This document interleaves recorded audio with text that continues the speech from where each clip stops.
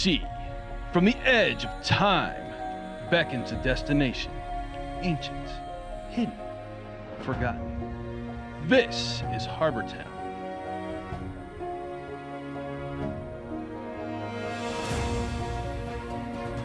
Harbor Town is an all-new series from Miniature Building Authority, the leader in tabletop gaming scenery. Unique, flexible, and playable, Harbor Town will take your games to a new destination.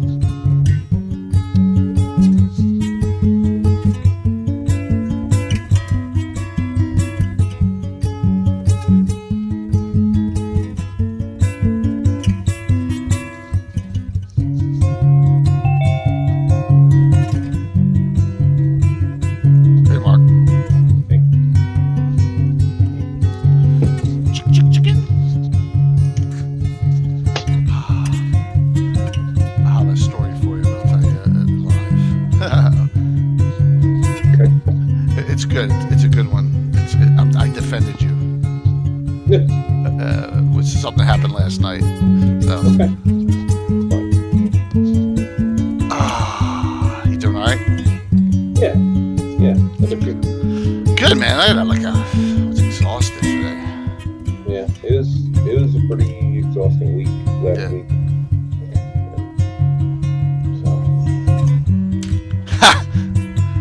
Hey, Frank. Hey, Batman. Good to see you guys.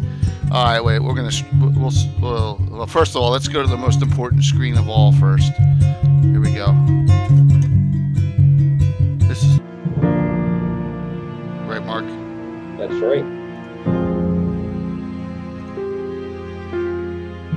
Yeah. What's up, Brian? Oh, I missed a couple.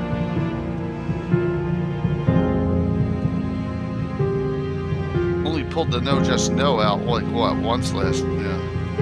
And that was because of Tim. Tim on John. Yeah. Imagine that.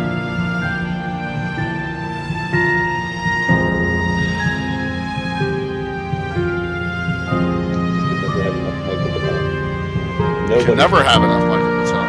No, never. You know, we're gonna tie the Michael Baton adventure. Yeah, hey, Katana, what's up, man? I'll be shipping out your winnings tomorrow. We'll be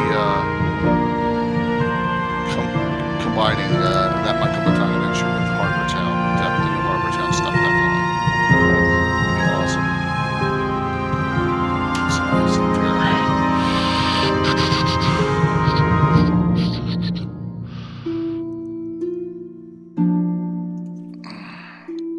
here. So I'd love to put the Harbor Town pictures up there once I get it.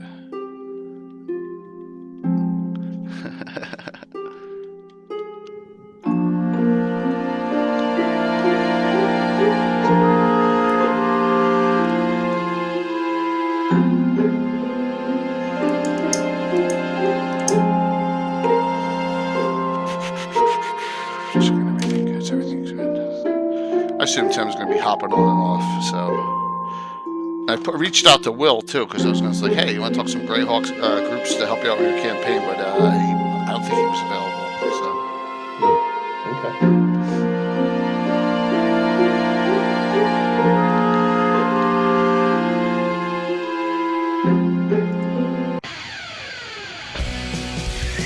let's rock.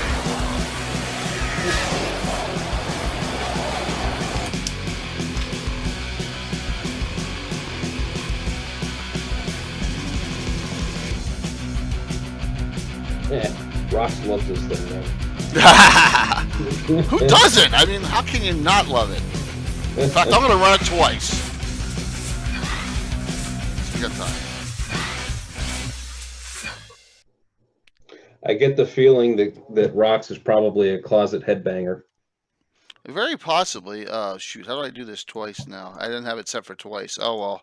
I think I have the one set for twice on the one thing, but so I'll run it later on. All good. Yes. You got my notes? Oh, Yeah. Okay, good. Yep. All good. Good. Reaper once.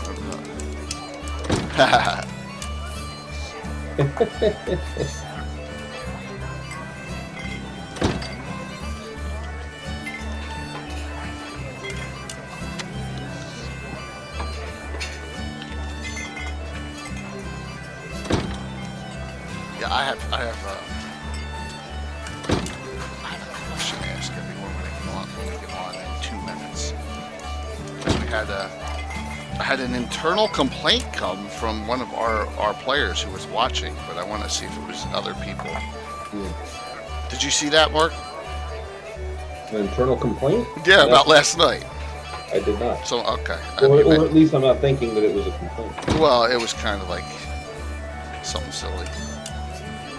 But that's okay. We do the silly shit here. Look at that. A picture of some kind of halfling up there. I don't know what that's about.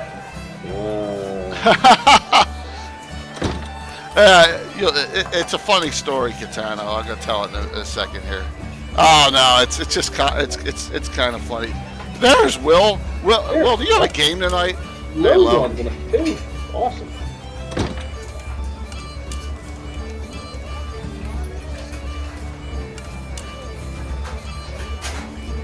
Do you want to come on, man? You want to hop on with Mark and me?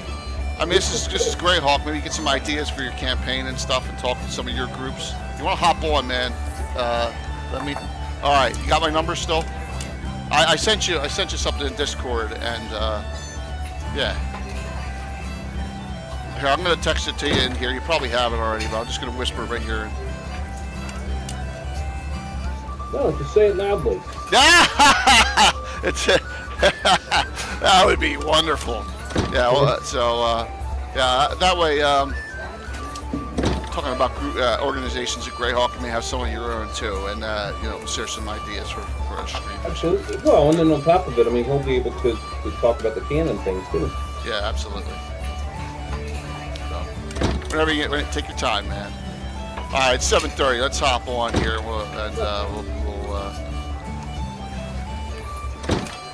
welcome. Oh, look at that. What? Boom. There we go. Hey, look at this, man. I haven't shaved in like a couple days. I'm like, I'm not shaving. You scruffy bastard, you. What's that? I said, you scruffy bastard, Yes. Take your time, Will. Take your time. All right, so, hey, I'm J.K. Lord Gazumba, and I got DM Marco. And Will's going to hop on, and the ever-mysterious Tim will probably come on. Yeah, well, Frank, you haven't shaved in like, what, 15, 20 years, man? You're like, whoosh, all the way down. That's awesome. Yeah. Although I said Frank's Facebook picture, he's clean shaved, if I recall, in his Facebook cover picture. So, yeah, pre-Gen Con stubble, but I got to work 2 days before I go. So thanks for coming on. Tonight we're going to talk about organizations at Greyhawk, both canon, or as some people would like to say, published sources, and our adventuring parties, and just discuss some origins on them, some ideas for you, some cool things that maybe you didn't think about, and try and go over. I got a bunch on here. I ran through, Mark. I don't know if I missed a lot of them. I may have missed some of the smaller ones, but I got most of them. And, Yeah, you covered a lot of the bigger ones. look at that! Is that Alan? Oh my God! A The surprise! originator of the group. Wow. So we got Alan on now, and Alan. we're gonna have Will, and we have even Tim. It's gonna be like a 4-banger here. Wow. All right, let me. Wow! Surprise! Surprise! Surprise! Oh my! That's good, man. That's cool. I'm glad to see. All right, so let's talk because Tim's not on. Everyone, was everyone? Please put it in chat. Wasn't that a great game last night? I had such a blast. Yep. It was awesome. We had such a fun time. I'm trying to expand this Zoom right now, and I can't. Here we go. That was a little bit. There we go. But Will's going to be hopping on too shortly. There's going to go. So we got Will on. Look at that, Will. We got a third now because Alan hopped on too. So we got this is awesome, man. Can you hear us? Hello. Yeah. Hey, what's up, man? Cool. So wasn't that? Let's just say Tim was awesome last night. I had a blast. I think he's a great DM. He is, isn't he? Let me know if I have any audio problems, and I'll switch out my headset. I think it. You're crystal clear, man. You're crystal clear, dude. Crystal clear. Alan, you can tell Alan's been down the shore. Look at his eyes. He's been wearing sunglasses. So this is real quick. This is what the one thing Tim said. Give me constructive criticism. I said, Tim, everyone had a great time watching last night. It was fantastic. You know, we had so much fun. It was great playing Dervilli again. That Chariot that Bill made's awesome. You know, we got a lot of new followers from it last night because we're really on Saturday. It was great. And I said, but one thing, you really boned Pinul with that. In my game, you can conjure elemental one round, so that because pre-casting before fight just doesn't work.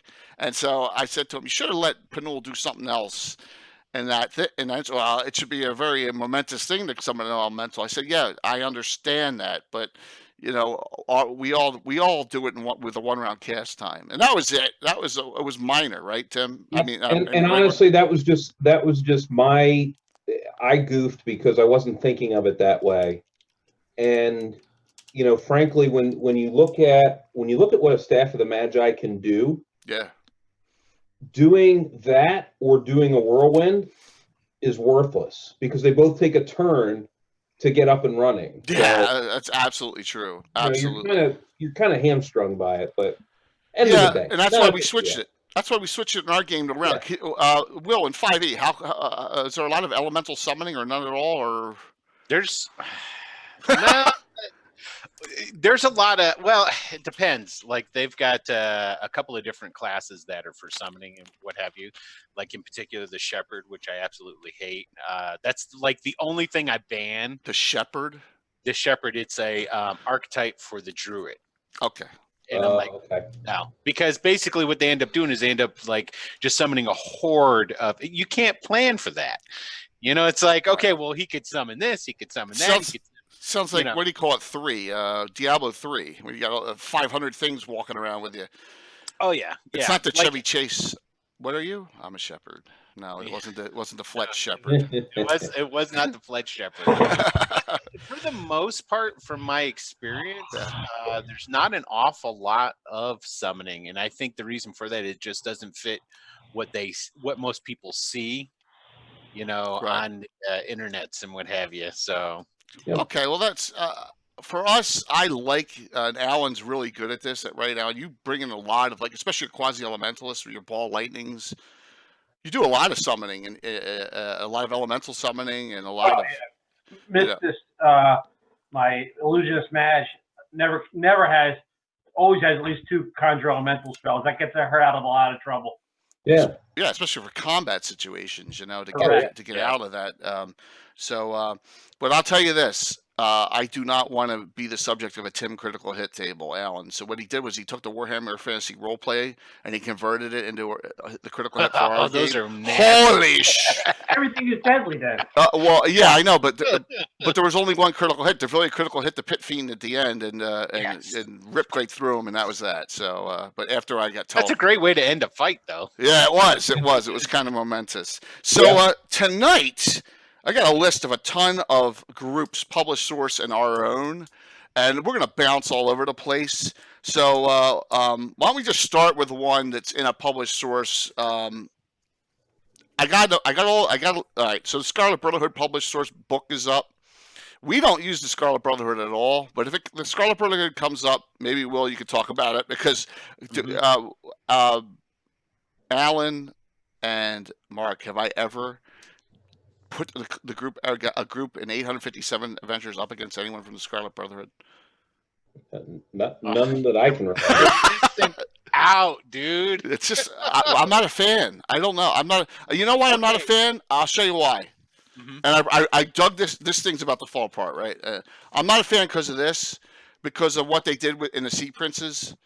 That really disturbed me. So the Scarlet Brotherhood is a published source, organization, one of the biggest in Greyhawk now, and I'm just not a fan. Overnight, they took over the entire hold of the Sea Princes, and it just was like. Well, that's kind of like what IUs did to the Horn Society. Yeah, but that was more military, though, right? They marched right through. No, they had a coup de grace on the Hierarchs. The hierarchs, Yeah, and essentially took it over. It was almost like a bloodless coup. They just went in and took out the hierarchs, and and they're like, "Oh, by the way, I was in charge now." So true, but there was a little bit more of I don't know. It's hard to explain. The reason is because I loved the way the whole hold of the Sea Princes was, because we had the big War of Keeland in our game going back in the early '80s, and it just was like, oh man, no, just like that didn't happen. Well, and plus we also have another group which also is a brotherhood that you incorporated in. Yes, and I was going to hold off on talking about that one if Tim showed up right off the bat, because Tim only has a couple of these topics we can discuss, right? I will say this much for the Scarlet Brotherhood: you're really missing out, because they are the Nazis of Greyhawk. Yeah. Think about it. They're all about racial purity. They're blonde-haired, blue-eyed, submit all the races, and these are the mongrel races and all that different stuff. And I love that. I even had them.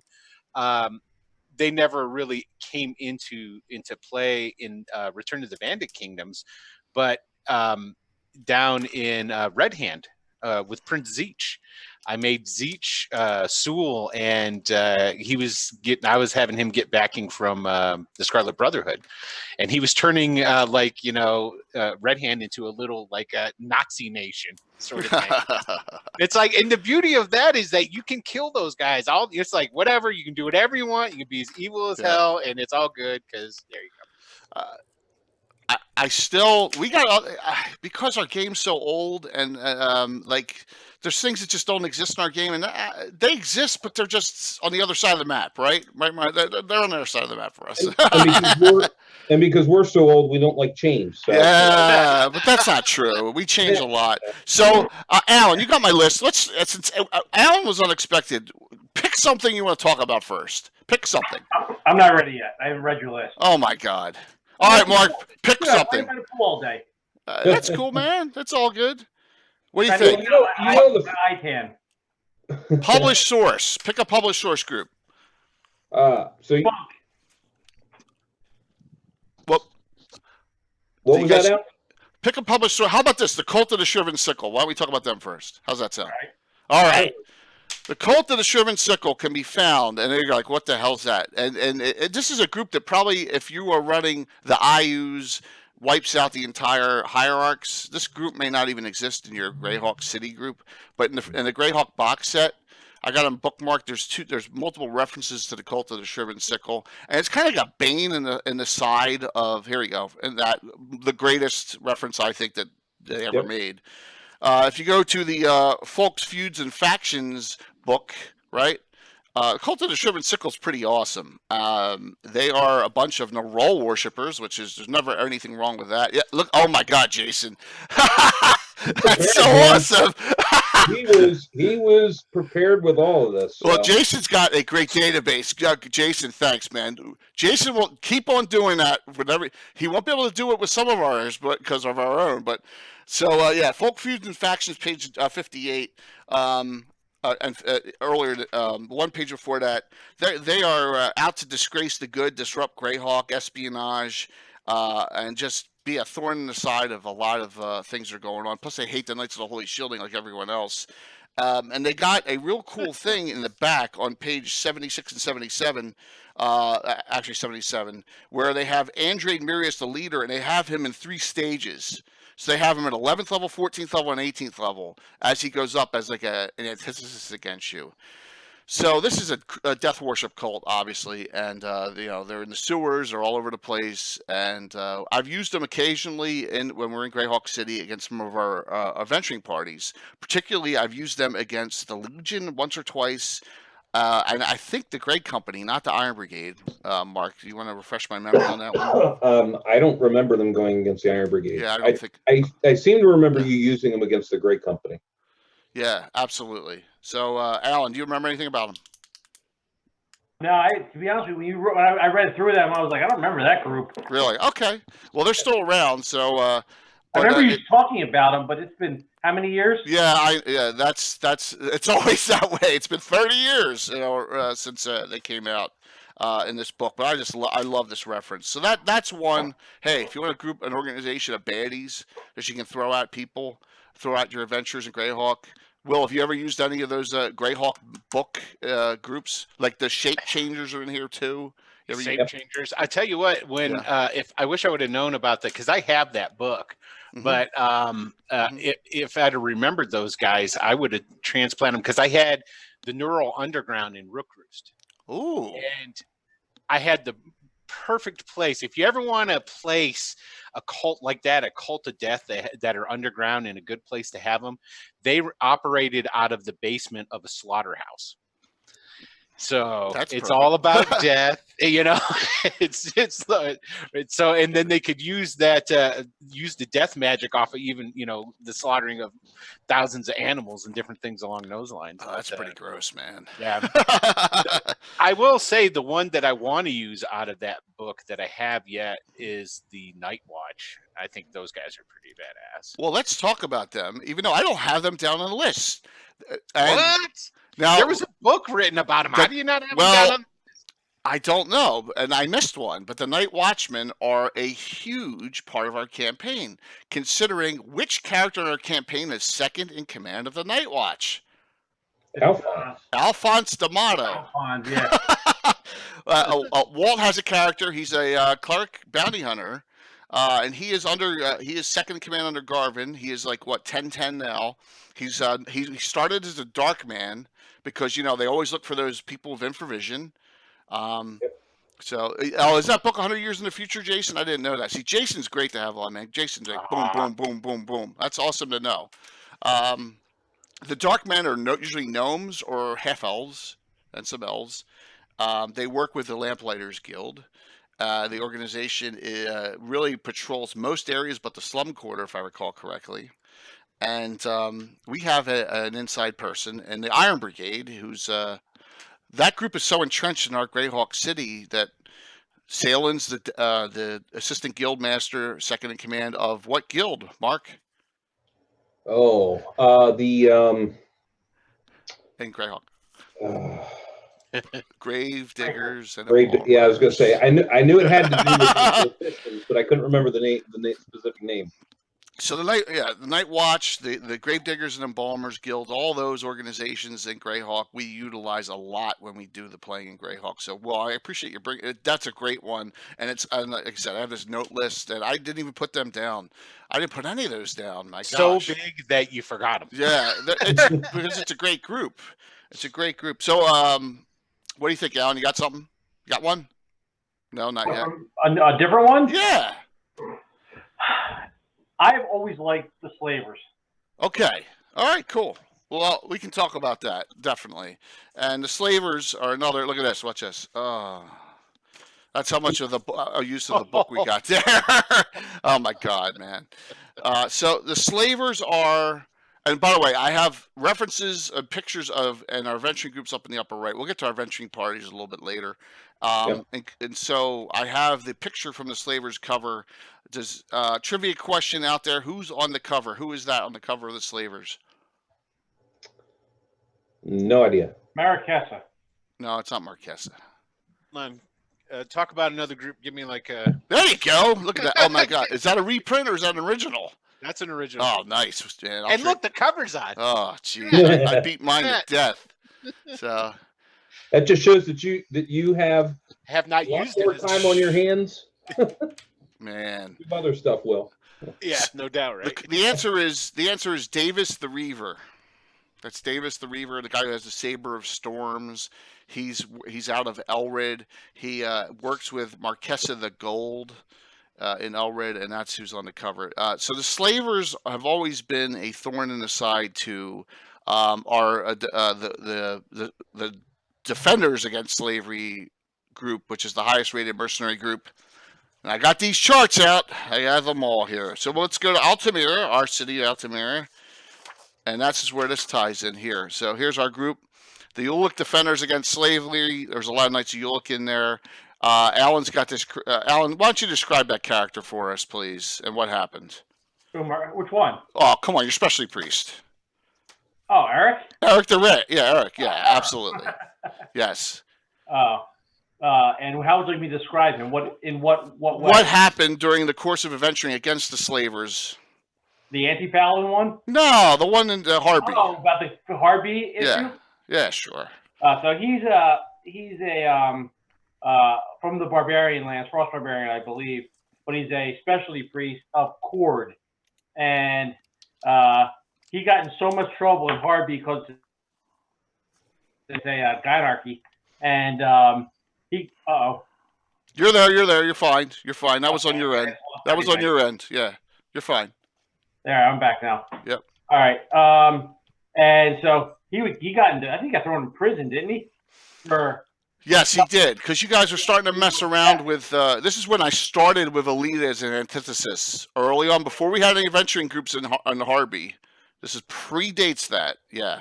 Yeah, he basically told her exactly what she could do, and how she could do it, and with what of his body parts she could do it with. Yes, and so he decided to. Alan is locking up again. Yep, Alan, that's on Alan's end. Yep. So he basically told her to go pound sand, and she threw him in jail and then banished him. Alan's gone. So yeah, that was on his end. You guys still there? You two still there? Will and Yeah. Alan popped off. Yeah, so he basically got banished permanently from Greyhawk.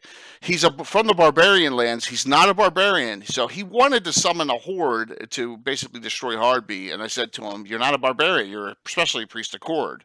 So yeah, no problem. Update your Zoom. Yeah, absolutely. That's probably what it is.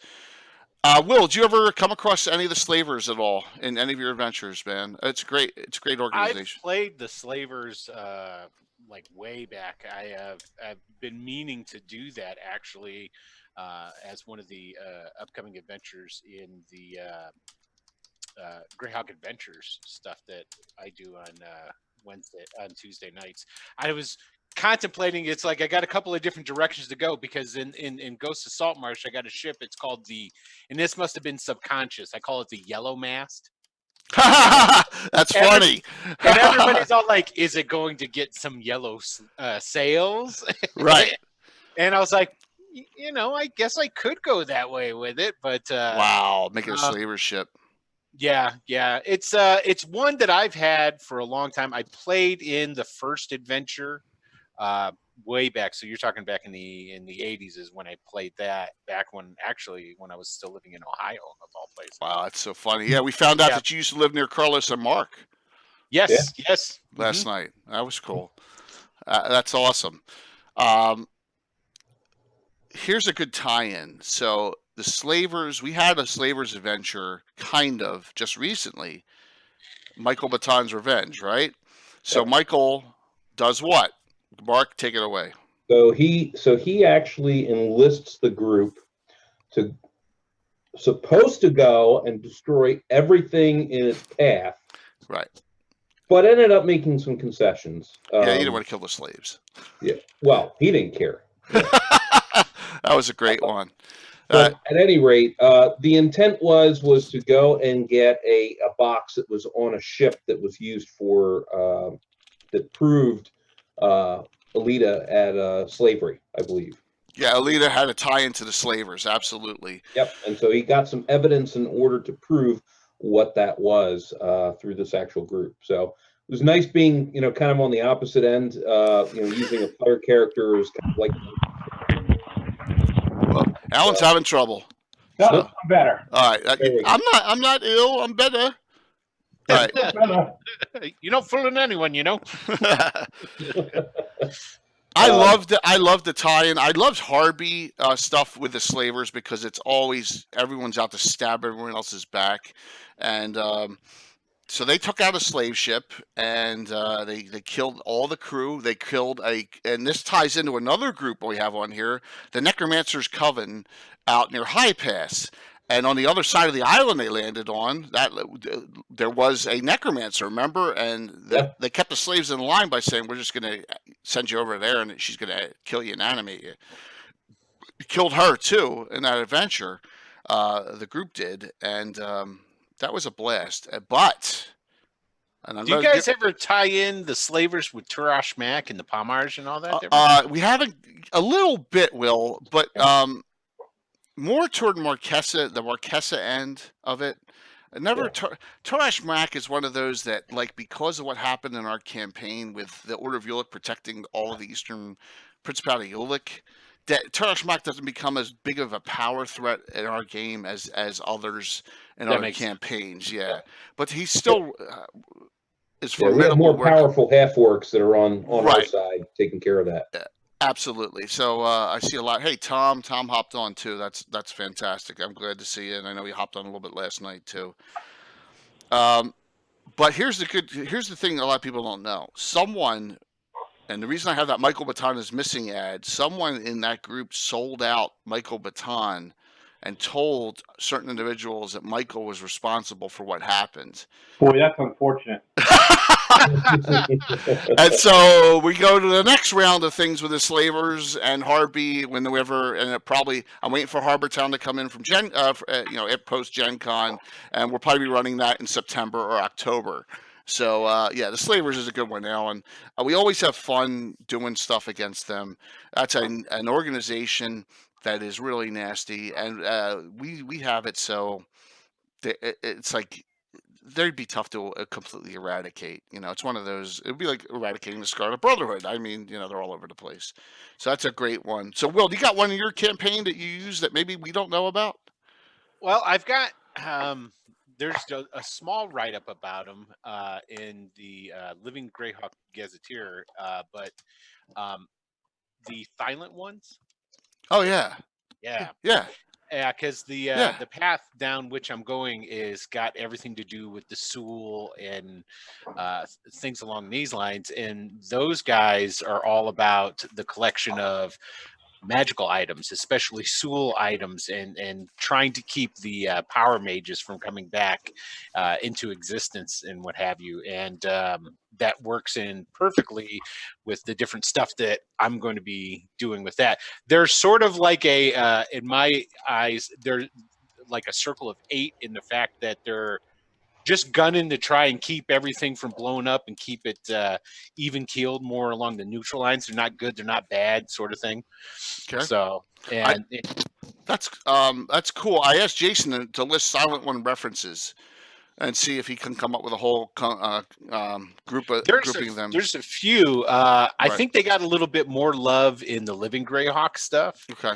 They ever did in normal printing. I think there's like a brief mention of them in the Greyhawk Adventures hardback. You know how like they had the part with the mysterious places and whatnot, and they just threw a bunch of different stuff in there for game prompts.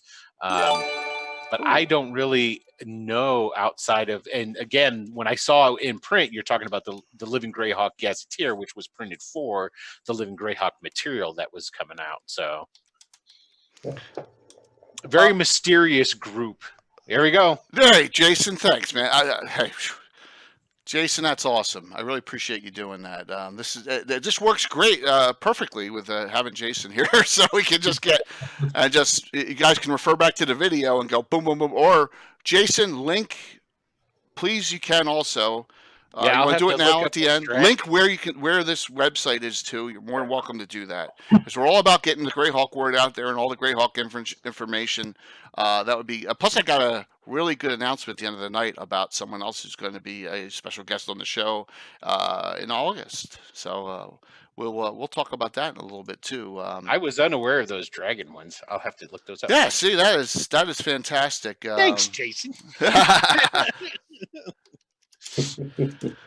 So I'm gonna throw out a couple that I love, because we actually have used this individual with her entire entourage in the Grand Joust that Alan did. Okay, and it's just gonna be two groups, and that is Karastein's Castle and the Mountaineer Militia and Storm Keep. Right. We actually have a listing of all the members of Karastein's Castle here. And if you want to know about she, you can go to the From the Ashes set. And of course, I got crap everywhere, man. I got paperwork everywhere. From the Ashes set has listings on her, and all these characters are, I think, and Jason, who may know more about this than anyone else, I'm thinking this was actually someone was playing this character, because the detail of this goes way beyond details of any other groups. And like the From the Ashes reference, it lists everyone. So I was thinking that Karastein's Castle was someone's player character that they incorporated in. I'm going to show you a map here. Okay, here's the map. If you go down to the lower right-hand corner in the Aberrals, that's where Karastein's Castle is. And you see Anna has greatly put their area of influence. You go far to the left, and you see Storm Keep on the way to Harby in that area as you go. And look, all the Alan's favorite star cairns are all over the place. So nearby. He hates this adventure. Hey, Anna. Anna, yeah, we're talking. Look at your great map is up with. I'm gonna flip back to that. So she's very powerful. They built a huge keep out in the middle of the lands out there, and she actually participated in that grand melee that you had, Alan, that Garth won, if you recall. Her and a couple of representatives. What's that? Sam's tournament. Sam's tournament, absolutely, that you hold every so many years. So there you go. Jason throwing up a whole bunch of stuff on Karasthein. That's working great tonight. This is awesome. And Storm Keep and the Mountaineer Militia has some data on it too, and I love the concept behind the Mountaineer Militia. Really do. It's a cool. I don't know where I put that stuff. I have some. It's probably. I have stuff all over the place, of course, because I'm disorganized. Here we go. Storm Keep and the Mountaineer Militia. They have 40 ordinary militia, 20 skymen, and they have used griffins on mounts. There's a picture right there. 10 stablers, 12 officers. Karstein Gerontin, 12th level fighter, is a commander.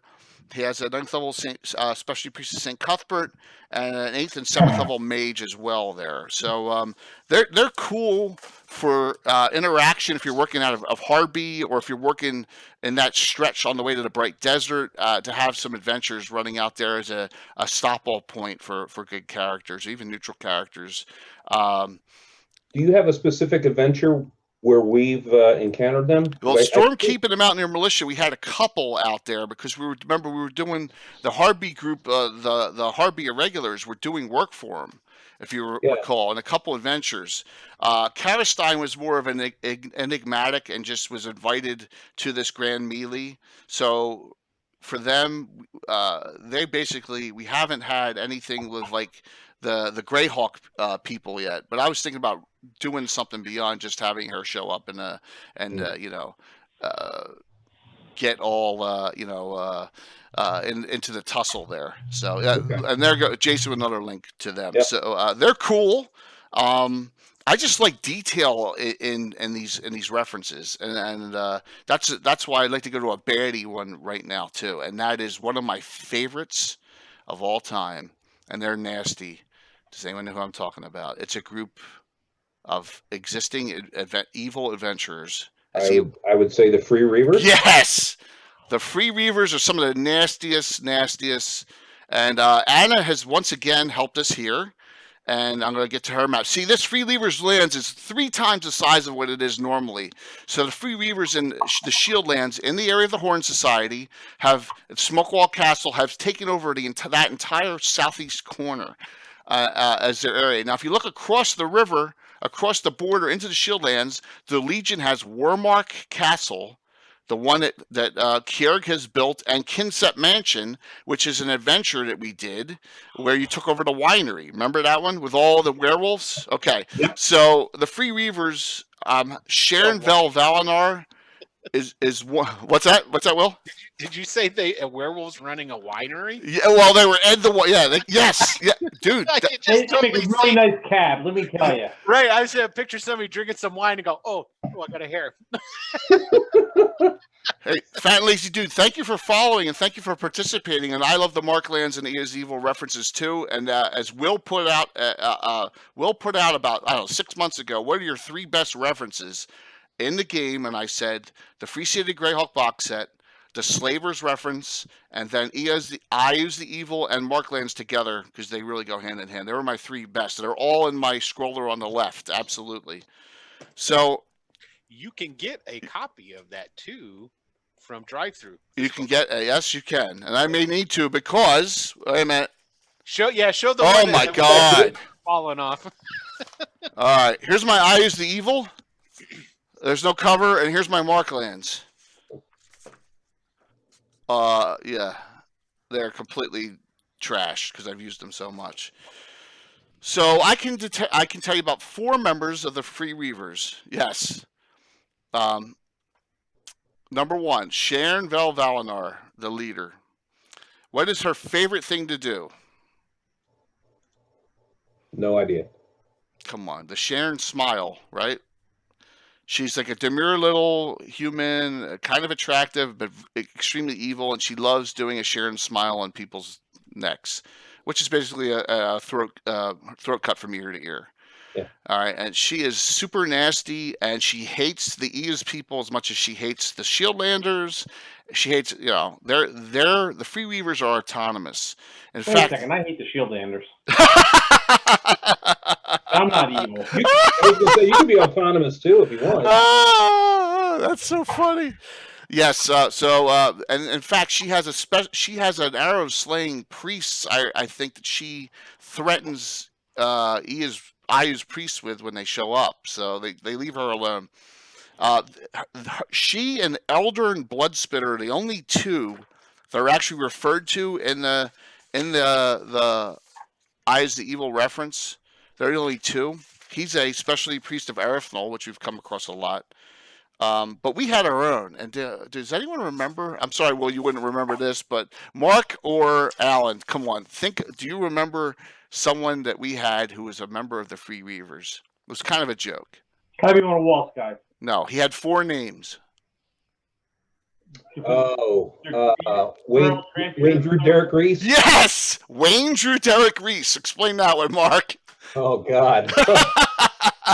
He's So dead currently. each one of them is named. Each name is from a person that actually exists.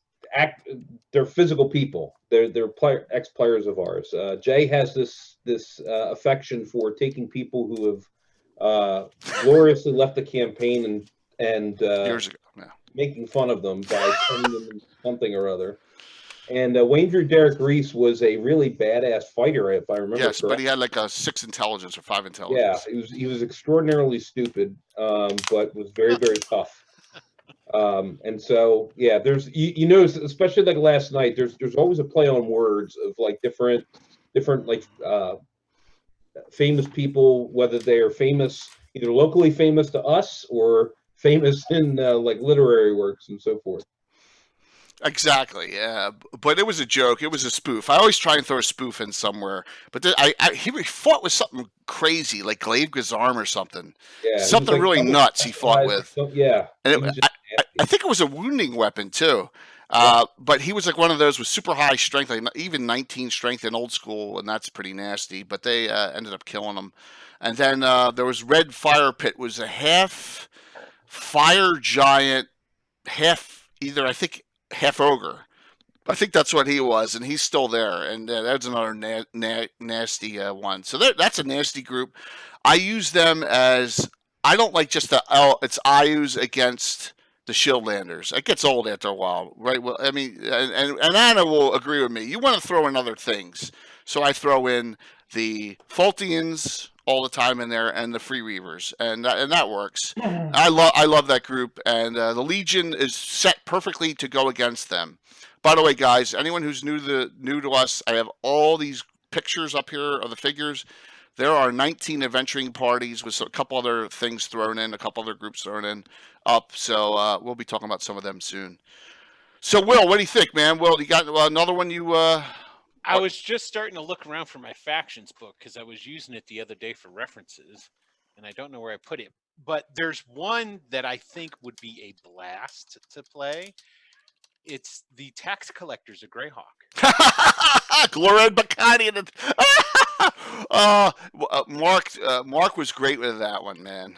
And Mark ran a little bit of a Greyhawk thing too. You used him all the time to annoy the party, didn't you? I think so. It's not bringing back any. Oh my gosh! Oh, he's a great underhanded, slimy dwarf that runs those. But I always thought that would be a great idea to have, like, if you get the players, they get in tax trouble, and basically what they end up doing is they're recruited to pay off their debt. They're recruited to be strong arm to go tax collecting. I thought that would be awesome. That and the People's Constables. Right, they're annoying too. Yeah, that's just legal extortion there. Absolutely. And a lot of the group, and including Alan, talk about your halfling in Greyhawk and what he wants to do along that. So Max Pickens, yes. Yeah, Max has one goal, and we talked about this in a previous Gabbin. He wants to be the Jabba the Hutt of this world. In Greyhawk. He wants to have, financial connections to everything, to set up every town he goes in. The first thing he does is talk to somebody in the trade guild and try to set up some kind of trade with them so he can make money off that and start to build his empire. So yeah, and he always is out making deals with everyone. So he actually kind of made a deal, if I recall, with the People's Constables, and they weren't too happy with him. And he stayed away from the main tax collector, but he kind of said, look, if you're going to be doing this kind of stuff here, I will help you, but I want to take of it. And I remember that they were like, oh, we'll do whatever we want. And then he helped get them more money. And I recall that and early on in role playing. And that group is Vengeful Justice. He's in Vengeful Justice. Yeah, he's in Vengeful Justice, if I recall, and that's one of our 19 adventuring groups. And why don't we just discuss them real quick? I'm looking here too, Alan. No, that's Cagnar and Davida. Which group is he in? Max is in. Max and Carowin, the Bounty Hunters Guild, the Huntsman. Oh, okay. Excellent. So he's in the guild of that has he's in the group that has a bunch of bounty hunters in it, and he is absolutely working toward that end of creating a crime organization, that basically self-sufficient at that point. It's not all crime. It's no, not all crime. It's a free enterprise. Yeah, absolutely. A lot of legit businesses he's setting up, and if something makes me money on the side, So it's not that important to him. When I was running the Return to the Bandit Kingdoms, and I have this in a number of different games, I have a organization of halflings called the Brays, and essentially what they are, they're halfling mob. And so everybody, it's like, well, nobody expects halflings. And so like they're a bunch of bent noses with attitudes and what have you, and they have connections throughout the Bandit Kingdoms, and then to a lesser degree throughout Greyhawk. And it's always if you need a job done and you don't want anybody to know about it, then you get the Braves to do it for you. So because nobody expects the halflings to be any kind of trouble. We have our own version, Will, and it's up now, and it's called Spunk. It's a great segue. Spunk, the Short People's Union for Nefarious Kleptomaniacs. It's right out. There you go. It's right out of Dragon 60, and here's the article. It's the Midgets in the Earth article by Roger Moore, and we ran Phineas Fingers, Jason. I love Phineas Fingers too, and Grond and all the characters in that. Hold My Foster Grants. You've been had as a 20th level halfling thief with psionics, which is yes, Geek. It takes you back to the oh, look at that. That's a beautiful one that's too. A great reference. Yeah, nice. So you Well, got one's not the Phineas. You got a nice collection. But that's the whatchamacallit. That's the Phineas. Awesome. I have that too, and it's it really brings you back. I wish they'd do a Wormy one, or if they haven't. Some things are better forgotten. So Spunk is now in our main city, Altamira. Go ahead. Someone want to take up what has happened to the Thieves Guild in Altamira, Alan or Mark? So the Thieves Guild, that story starts a long time ago. Yep. Where my highest level thief, which is a 17th level halfling, had a friend who was 18th level halfling thief in Highport, and we started a Thieves Guild there, and things started to get real hairy. So both of them woke up one day or were raised with their penises in their mouths. So after being assassinated, so they decided it was time to leave Highport, and so they left Highport and they went to set up a place in our town of Altamira, and one of the main thieves in his guild was Lord, what was his name? Darius the Deposed. It was a dual class. A cavalier thief, a cavalier who would try to rob people, and he was such low skills that he ended up getting caught just breaking their arms to get away. Character neutral. Typical character stupid. So, he lost all his money. He was bankrupt, defunct, and he couldn't be a cavalier anymore, so he dual classed a thief. Sam got him out of jail 30 times. He finally said, all right, I've had enough. You're staying there. And so when Sam left, he got pissed off that he stopped bailing him out of jail and ended up following him to Highport and is now the guild master for the whole Thieves Guild in that town. And his one purpose is to kill Sam. Vengeance upon Sam will be had. That's what character neutrals do. If they get on an idea, they run with it. So the Thieves Guild in Altamira does not allow short people at all in. No halflings, no gnomes, no dwarf. Nope. Jarius doesn't trust them. But so Will, Euban has come, and Spunk is now in Altamira. And Spunk is now attempting to overtake Darius's Guild of Thieves. So that's the intrigue going on in the Thieves in our main created city. So Spunk is there. So that's where all the halflings and gnomes and stuff are going to. So that's I've taken a canon published Roger Moore article. We eventually even had Mark did one with him, and we kind of weaved it into our campaign. So there you go. So Spunk is one of those that's kind of fun. It's kind of ridiculous, but we ran with it. We have a lot of fun with that group. Yeah, definitely. We have characters that I ran an adventure that just to give Jay a break at one point. That was the whole premise was it had to be nothing but short people. So gnomes, halflings, and dwarves are the only ones that were allowed to be on it. And they ended up running into Spunk. They all became honorary members. So on the back of some of their sheets, they have a badge that gives them honorary membership. And it was a high-level adventure, too, because I had Buddy, Sam, was Leuven there for that? I think Leuven was in it as well. Yeah. I had Vrieswick. Yep, was your in halfling thief. My halfling thief. That was great. Leuven is 18th level. Yeah, Yeah. well, he wasn't 18th then. He was probably 16th, and Sam was 15th because Leuven's always one level higher than Sam. Yeah, We've I know. discussed that on many shows. No matter how, yeah. So that's a little bit of a little bust there. So, let's see. Mercenary Band of Ranger Assassin. That's interesting. That's an interesting group. Yeah, cool, man. So, the great thing is with your Greyhawk campaign, like West River I just showed, you can make up. There's plenty of room in Greyhawk for you. Hey, Altair, I'll see you at the Greyhawk hostel in a couple days. You can make up any group you want. There's room wherever you want to do it. So, yeah, we're doing great, Salazar. Thanks, man. We're having a blast. If you haven't caught it, Len Kafka was on last week, and that was awesome. So That was great. yeah, thanks. But we got some other announcements coming, not on the Len Kafka level, but we got some other stuff we're working on. So Like me coming on tonight? that was a complete shock. That was a complete yeah.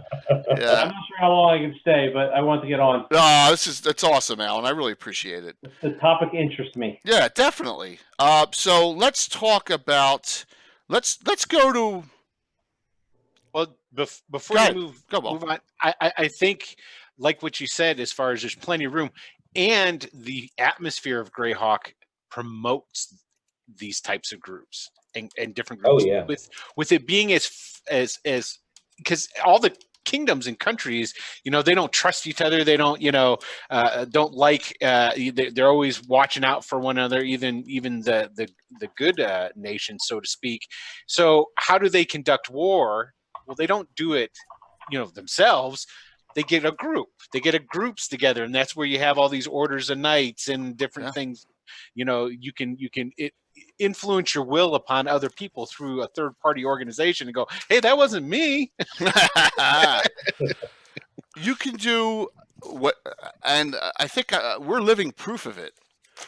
You can take your campaign in a completely different direction and still be able to merge and publish sources in canon pretty easily, and that's what a lot of what we did was. Now we never participated in Living Greyhawk at all, but we participated we did the From the Ashes conversion, and we did a lot of what happened in the wars. It just happened in a different time frame. Your campaign can run any direction you want it to go.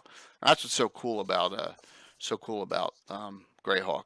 I think it'll be a little more difficult with Forgotten Realms, but who knows? We don't need to talk about Drizzt tonight, so no, I'm just kidding. No. No. Or ever. So let's talk about this one because please give. Brian's not on, and it's in the upper. I added it to our permanent scroller. Every time we get our own heraldry added, it's unique to us. I'm going to add it to our Order of Ulick symbols. Brian added in a symbol for this organization. As you see on the upper right-hand corner, this is his version of the Shield of Selene. Brian and I just said, hey, can you I wanted him to just, hey, take the shield and make it half green, half purple for me. Brian went one step further, and I want to say thank you so very much. This is the symbol for an organization that predates the Knights of Luna by 15 years, and it's called the Selenian Sisforest Knights Watch.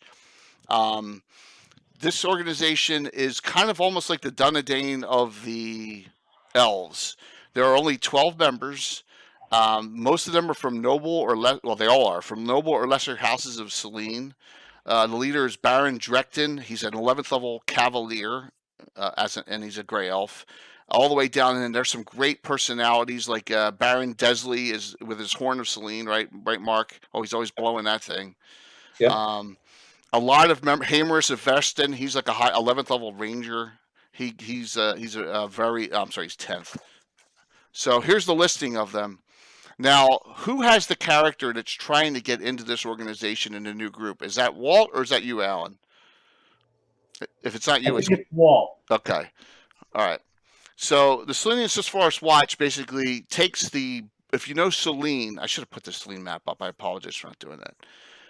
Takes that border that runs down the Jewel River and patrols the Sus. Now, the Cavalier was a huge class in 1983, and elves could be it, and they had unlimited level cap, and so that's why you see a lot of Cavaliers on this list. But you have an Archer Ranger, you have, some other. Oh my God! You have a couple fighters here. 10 of them are Selenians. The 11th is a Welkwood elf.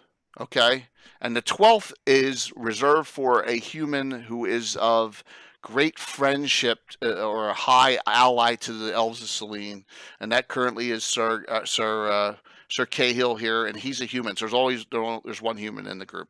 Because remember, in our campaign, we are not isolationists in Selene. I hate that.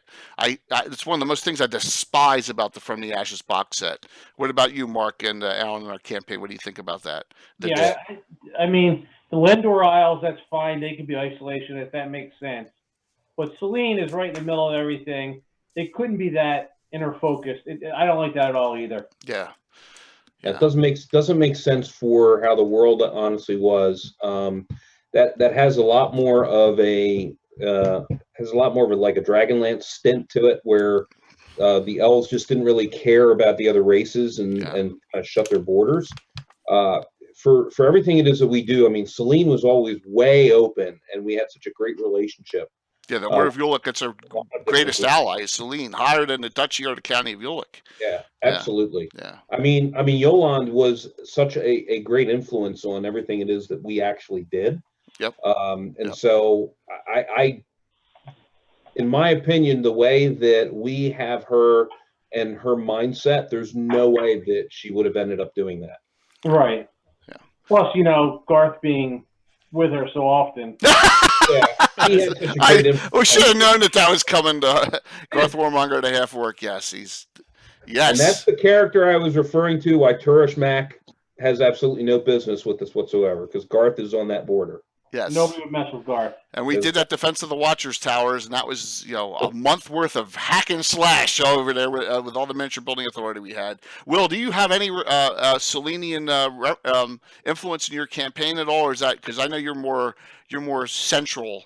Well, I a lot. Yeah, no, not really, because that's all. I've got the elves and the Felreeve and what have you. Sure. But I totally agree with what you guys are saying. I think it may be even something along the lines of, Gygax having influence from Tolkien and wanting to emulate that with Selene. But why would you? I mean, you've got enemies to the right, left, north, and south. It doesn't make sense not to be aligned with the good guys that are around you as well. So yeah. But it only happened From the Ashes, so it was Sargent and those guys that changed it. It's kind of like what they did with Lendor Isle a little bit too. Well, even in the folio, it explains that Selene's kind of standoffish. I don't know about the isolationist realm. I don't think it says much about it. I just know when we were playing early on, when the Order of Ulick was formed, and we had Selene was being invaded by the Sus so much because of Makarash and stuff. It worked for our campaign, and we had so many characters that were from Selene. When we started early on, you were either from the Wild Coast, right? Or Selene. I mean, that was it, really. All the old school all the humans were from the Wild Coast because they think, oh, this is great. This is frontier land, And then all the elves, everyone played elves and half elves back because remember in the days. Keelan was popular. Keelan was too. Keelan was popular too. But triple class. I mean, we saw it last night, Will, in Tim's campaign. We had 2 triple class characters last night, Right. And then Mark has a Grey Elf fighter mage. Yeah. Because back in the day, in 1E, that was it, man. That was everyone was playing those classes, and I think that had a lot to do with it. And I just, our history in Selene is so deep and rich. And once again, I'm sorry, Brian's not on. I was going to say thank you for another fantastic heraldic symbol that I'm going to have Anna add to the map soon. When we do we do an update in a couple months, I'll ask her to add that to the map as well. It's beautiful. So I will say though, Jay, there he is. Did it connect? Oh, hey, there, Brian. There you go, Brian. Thank you, man. Thank you so very much. So Saracenas is on. I will say though, Jay, that honestly, it does make the catalyst for Melf's group from the Ashes, because if I remember correctly, his group despised Yolande from being that isolationist, which kind of drives into another group that we probably want to talk about. Absolutely. The Knights of Luna. Yep. The Knights of Luna, Mark, why don't you talk about it a little bit, because I've kind of let them off, but you can link them to a mercenary group in Greyhawk as well. So go ahead. Yeah, so Knights of Luna were really tied around that concept about Selene being isolationists. There were those, and Melf. That's how I think that they really got Melf really involved into the campaign. We first saw it within the Unearthed Arcana. You just saw some spells started coming out of named Melf. Melf's acid arrows and so forth. And you're like, well, who the hell is this? And then when the From the Ashes campaign came out, you found out that he was actually tied back to Selene and had a group of elves that did not like the isolationist part of it. And so they started not necessarily causing a coup, but they were very open about the understanding of that they didn't want Selene going in that direction. So we haven't used them an awful lot. They do get mentioned every once in a great while from our side, but because it just doesn't really make sense in our campaign, that's why they're not really there. Exactly. We say they exist, but they're not politically influential in our campaign, right? Because it's just, I don't want to destroy something and say, they never existed. It's just they don't serve a purpose in our campaign for the way the direction of Selene went, which is okay.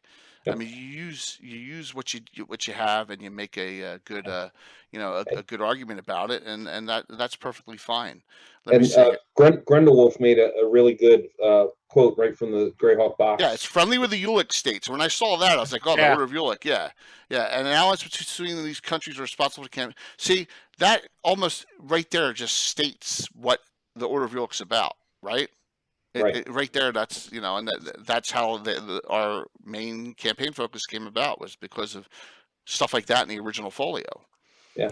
Now there is a mercenary group in Greyhawk that is active.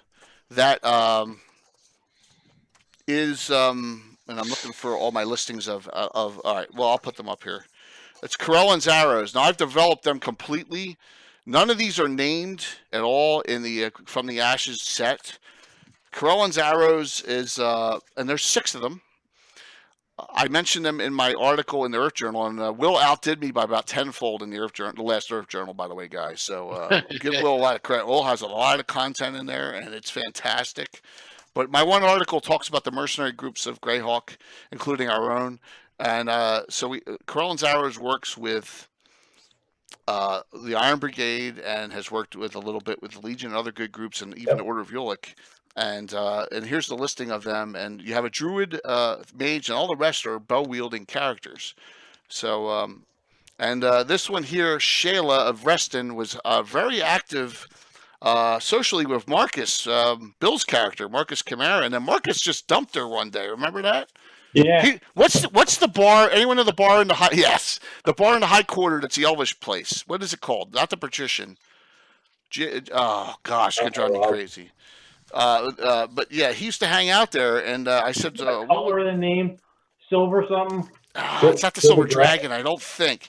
No. I always said to him, I'll look it up real quick. Yeah, I said to him, Bill, why did Marcus just outright dump Shayla? And he goes, I was tired of that tattoo on her forehead. Yeah, you like that one? I was laughing. Yeah.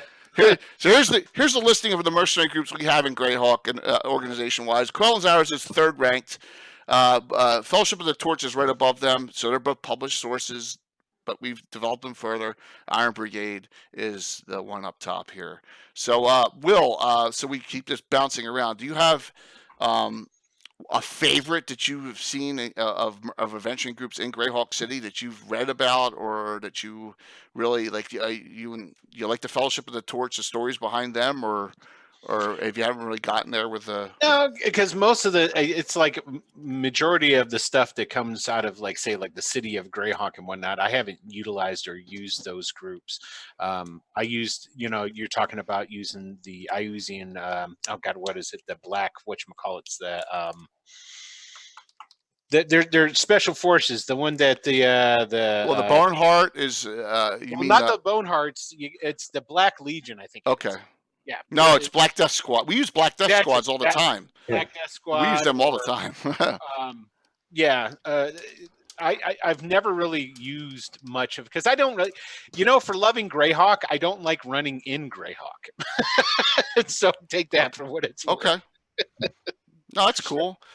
We love Greyhawk City Adventures in and out of the city, and I also like taking the good, or supposedly good aligned organizations and then turning them into bad guys to an extent. Like, the assholes that are doing it by the books. I like using the Watch for that. I've got a guy in Ghost of Saltmarsh that I'm doing right now that one of the guys that they have in there is an ex-Watch Knight that basically he's still got his connections to the Watch and bringing those guys in and having them be essentially the bullies. oh, that's cool. Oh, So- and see, that's a good making them tie-in. yeah, not making them evil, but making them like, well, you Oh, guys are nobody, we're the Watch, or you guys are, you know what I mean, like that. So All right, so Jay, to answer your question, I'm going to throw out a couple names here. it's a Star Celine. The Star Celine. G6, Okay. the Star Celine. Yep. That was one I had on my list. Yep, that's it. Okay. Star Celine. So that is a cool tie-in, Will. And it's good to see that you're using those. You're using references that they have and running with it, which is really yeah, which is really well, the guy that they had in there, Ellen Deere, I think his name is. He's the head of the command that's in there. And like I said, they made him an Knight of the Watch. Well, when I was running Saltmarsh before that, I had an NPC that was a Knight of the Watch that was basically in the town, and I was essentially making him play the same role. He's basically saying, look, I'm the closest thing to any type of royal authority that you're going to get, even though he's not, but he's going around telling everybody, how they should do things and bullying and pressure and make him like a red herring for, right. And that's what I like to do with a lot of those good groups. You put them in, make them the red herring, make them somebody that the players think that maybe they're tied to the bad guys in some kind of way, but when they're not, That's a good idea. It's absolutely a good idea. And then you get the misdirection, and that way you throw in other factions. It's not 1 versus 1, because everyone, you got to have a little intrigue there, and that's a fantastic idea. Alan, why don't we talk about pick on this list? Pick an adventure group, Iron Brigade, or who you want to talk about? Great Company, Legion. We're going to talk about one of our adventuring groups here. Which one? I like the Legion a lot. All right, let's talk about the Legion. That sounds good. All right, the Legion. We're gonna go to one of our existing adventuring groups. Let me get their figures up. There they are. The Legion is known for what, Alan? Mages, and more mages. Yes. The Legion is a nasty, nasty group. Now, they've moved out of Greyhawk City. Notice they're pretty far down in the ranking. Well, they're 5th. They are probably the second nastiest adventuring group that we have. Now, Alan says they're the nastiest. Now, we always say, well, we should have them fight off, but I still like the Iron Brigade if you count John's characters in, right? But it's close. But so talk about some of the characters in the group and the origins of the Legion. So I'll talk about the characters. Maybe you can talk about the origin. Okay. The characters, you probably have the nastiest character in there. Either that or either your wild mage, Jacqueline. Jacqueline Tyneman. What, 13th? 12th level wild mage. And it's the spells that she can do are just incredible to change reality and things like that. It's incredible to play, with a mage that powerful.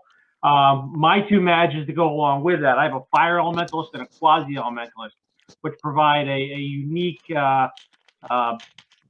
And Walt has a wild mage in there with Darvin. So I mean, it's nasty. That's just and then Krizana is a cleric mage. Right. So, Plus, you have a high-level Cavalier, Kjörg Stahl, Bill's character, the leader. He's lawful neutral. Kjörg and Krizana are Hexter worshippers. Okay, right. And a lot of people don't know that. They go, oh, they're evil. They worship a Hexter in the lawful neutral aspect.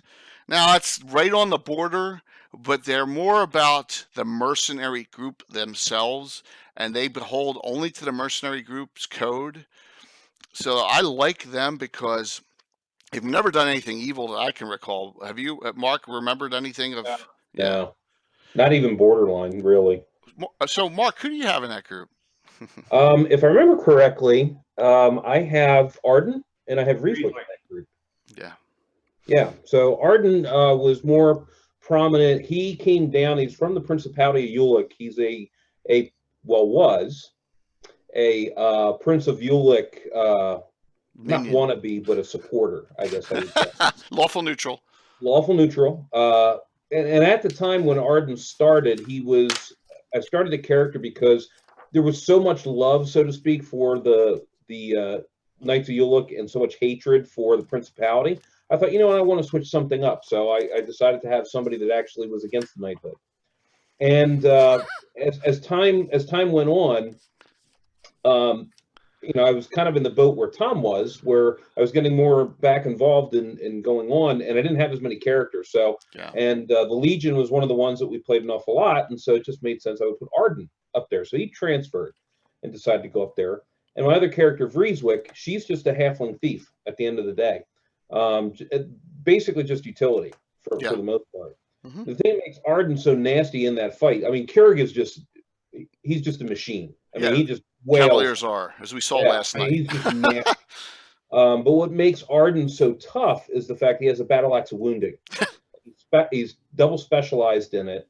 So he doesn't have a lot of like attack bonuses, but it's a death of 1,000 cuts. And then it just starts adding up. So he's already hit you probably about 8 times before you realize, hey, I'm about to lose 80 hit points right off the top. There's nothing worse than a wounding weapon, guys. And Nope. you probably all, if you have them in your kids, are they in 5e, Will, at all? I don't think so, actually. Oh, man. Yeah. So, there's only one published one. It's longsword of wounding, but there's no reason why you can't have other wounding weapons. And by the way, high-level priests of Erethnol can turn their weapon into a wounding weapon every day. So that was their specialty ability at like 9th level. So I've added wounding weapons of all types.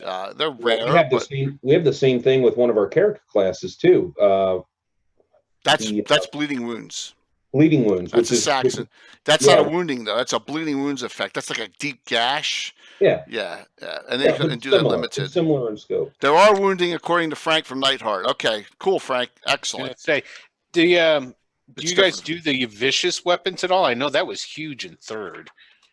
We do keen, we do masterwork, we do all different sorts of acidic and fire and cold and negative and massive critical weapons and all sorts of stuff.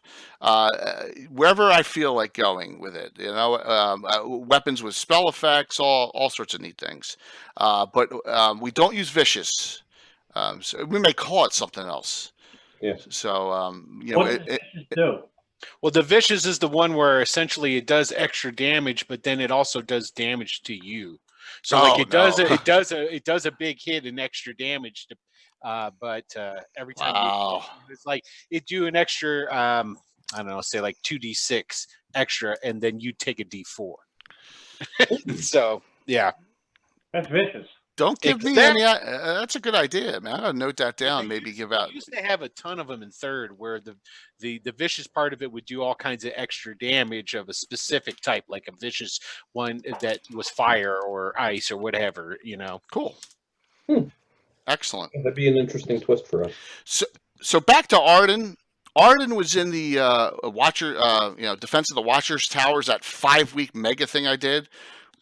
Arden had the quote of the year in that adventure. And go ahead, Mark. You got to remember what it was. I'm sorry, I don't even remember it. This was the dumbest. Come on, this was the biggest waste of resources. I'm sorry, I just don't. So he got so much up here. Oh Jay. my gosh, man! So basically, Arden disavowed what the prince had done there, and is now completely a free agent on his own, right? Yeah. So actually, he's not going to be part of the Legion anymore. So we're gonna have to come up with another character to put in. We'll fill it with someone else, definitely. So the Legion is they're tough for me to and I know Alan would probably say this. I don't do them enough, right? They're tough. It's tough. I gotta. Yeah. They're nasty characters. So, and does Tom have members in Legion? I'm at nobody in there yet. Yeah, that's Yeah. that's part of the problem too. See, here's the thing. Okay, so like the sword of wounding in 5th edition, this is probably why I just completely disregard it. Basically, what it does is for each wound that you do 1d4 necrotic damage to them, and they can make a save of a DC 15 con to negate and get rid of the effect. That's just too much. That's too much worrying about it at one hit. Yeah. Yeah, It's too much. I'm sorry, guys. It's just that's the thing about 5th edition is that they made it so like there was nothing that was like, oh, but there's an out. Oh, but there's an out. You know, it's like, oh, you can save on that. You can save on this. You know, it's like, Well, if anyone watched last night, Tim used an item to the letter. I have to go off on this tangent. 4 Arenes used all their ropes of entanglement, which there's no saving throw for, and then entangled our entire party. So there's a lot of stuff with no saves, and I remember that Alan had always complained about the Talisman of Ultimate Evil that swallowed his 22nd level cleric all those years ago, right? When I was even there to do it. Yes. So, but that's a different story for a Monty Hall day. So, how about we discuss?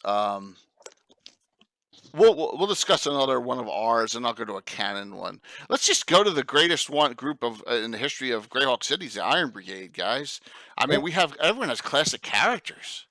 Characters characters that fought Emrakul the Chaotic too, and our fundraiser. You know, so and Railstone's part of that for you and Elhana, right? Railstone and Elhana are part of that group. Yeah. So that's a really, really nasty group too. I agree. I have a hard time deciding really who is nastier, if it's really them or if it's really the Legion. I think it'd be a pretty interesting fight if we actually did, but so there's a really, really great group. They started off in Greyhawk as well, and then moved up to the Shieldlands now. Correct? Oh, not the Iron Brigade. Not the Iron Brigade. The Legion did. The Legion did. The Legion is the one that first fought the mongrels of the Putrid Tongue, which we haven't talked about yet. I was hoping Tim would hop on to discuss that. Back in the early days, our first ever adventuring group in Greyhawk City was the Iron Brigade. And Alan, who do you have in that? I have Kroger, Milana, and Materhead. Yeah, he's got 3. Tell everyone what they are, just so everybody has 3 in this group except for Mark. I have an illusionist, Steve Kroger. No. I have Milana, who's a Knight of the Heavens. Dark Elf. Half Dark Elf. Half Drow. Half Drow. And Tom is a good old boy. Tom McCoy. Fleet Furiundi is just a straight fighter with a crossbow. Yes, and no teeth. And a side. And no teeth. Tom McCoy. He drinks moonshine, right? Yep. Yeah, he's fun. It's funny. So, Crit RP's coming in. Thanks, man. Thank you very much. And then Bill has one of the best characters in the campaign in Sailing. Yep. And we all know what happened with Sailing years ago, and we should devote an entire episode to Sailing Made Me Do It. Yeah. Yes. So I talk about this. I'll talk about it quickly. I throw out stuff that this adventure arc took 20 years. Sailing, just like the ring was found haphazardly, Sailing found a crown in a cave in like a little bit of water and sand. And then he's like, "What is this?" And it was actually a major artifact that I created called the Crown of Ruggiero Bloodmoon. This was a megalomaniac who controlled the Cairn Hills 1,000 years ago. Now it was kind of like he was like Tulsa Doom. He would control them and tell kill yourself, and they would do it.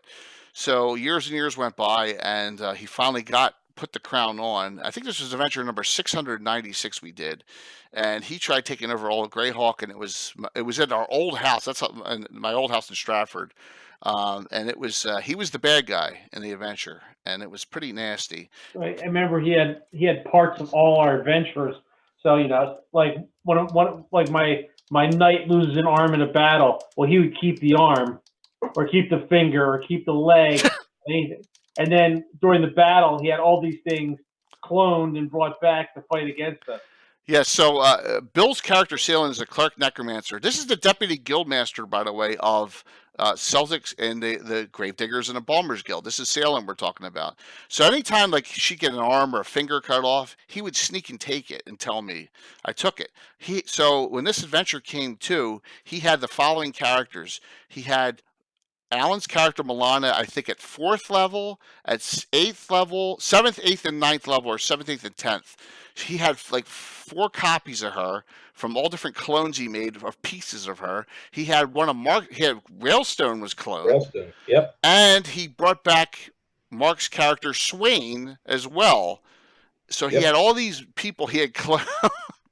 That was awesome. It was fun. It was fun turning one of the PCs into a bad guy.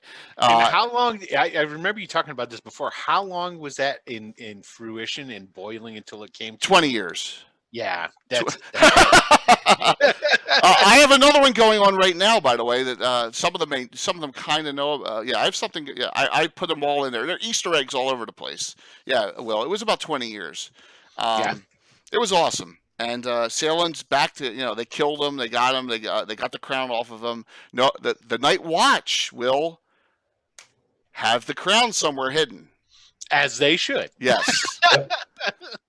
Yes, they have it somewhere, and it's unknown. It's kind of like at the end of Constantine with Keanu Reeves. Take the one of my favorite. I love that movie. Take the Spear of Destiny and you hide it somewhere, even where I can't find it. So no one in the Iron Brigade knows where it is. Kroger does. Yes. But that's going back to the Crit, group. Thank you for the raid. Thank you so very much. Maybe I'll see you guys at Gen Con. Any of you guys going? Really appreciate it. The group itself is really, really nasty. I mean, they've been able to hold their own. And in fact, this is what Jay was just talking about. When we were doing our charity stream, we went up against an old baddie from Canon known as Emrakul the Chaotic. And Jay actually developed the whole background about Emrakul. All that you actually see in one of the books is it appears he's on a horse, just basically riding his horse through the city town, and you see all these watchmen that are coming out, getting ready to take him on, and he looks like he's casting a magic missile or something. Absolutely. Like right in the guy's chest, and that's all that you get whatsoever. And of course, because we knew that Tim was going to be playing, Jay had to play into Tim's paranoia, and Tim's paranoid. Exactly. So Tim got to introduce a couple characters that had not been introduced to the rest of everyone else since we started streaming in Fensig and Leuven as part of that. Plus Anna played Mariel. Yep. That night too. That was awesome. Yep. You had Kroger in that, and I remember this is one of the things. So you would think an illusionist is not a powerful character in that group. Alan uses like Tempest Fugit and your favorite spell. Tell him what you did that fight with Dispel Exhaustion. So we're towards the end of the fight, and if you guys don't know what Dispel Exhaustion does, it restores half your spent hit points temporarily for I think it's a turn per level or something. So it's a decent amount of time, and I can do up to 4 people. And I had the spell memorized twice. So he's got boots of speed. He went around, just touched all the big fighters who were down to from 130 hit points down to 10 or 15, and poof, they all got 60 points of healing. So, I mean, it's illusionary healing, but it allows him to fight. And that damage comes off first. And that damage comes off first. It's kind of like an aid spell or whatever. Yeah. So an illusionist thief gnome is nasty, and they have some other really nasty characters in that group. I have an NPC monk who's 12th level. Sorry, Skagath, if you I haven't seen Skagath pop on, but she's freaking nasty. Absolutely. We have Knights of Yolik in that group. We have and so we did Return of the Eight in that group. That was the big adventure, and got all those tensor items. If you ever seen that module, do you have that one, Will? Return of the Eight. It's a great adventure. I haven't run it, but I have. Yeah. So he got Tensor's Boots of the Running Warrior. So he's now the 5e guy in 1e. He can run his full movement rate of 15 and attack. Marcus, that is right. Marcus. Yeah. Marcus, and that Marcus Yeah. is the one that was with the Corellan's Arrow girl, Shayla. Broke up. He and my NPC Karen Winchester had a child together, and it's not been named yet because she insists it's a Winchester, and he insists it's a Kamara. So there's, so we have to name Those more Winchesters. There you do. Don't tattoo the kid on the forehead. That's all Yes, it is. exactly. So that's where we are. That so that group, I love that group. That's one of my favorite mercenary groups of all time.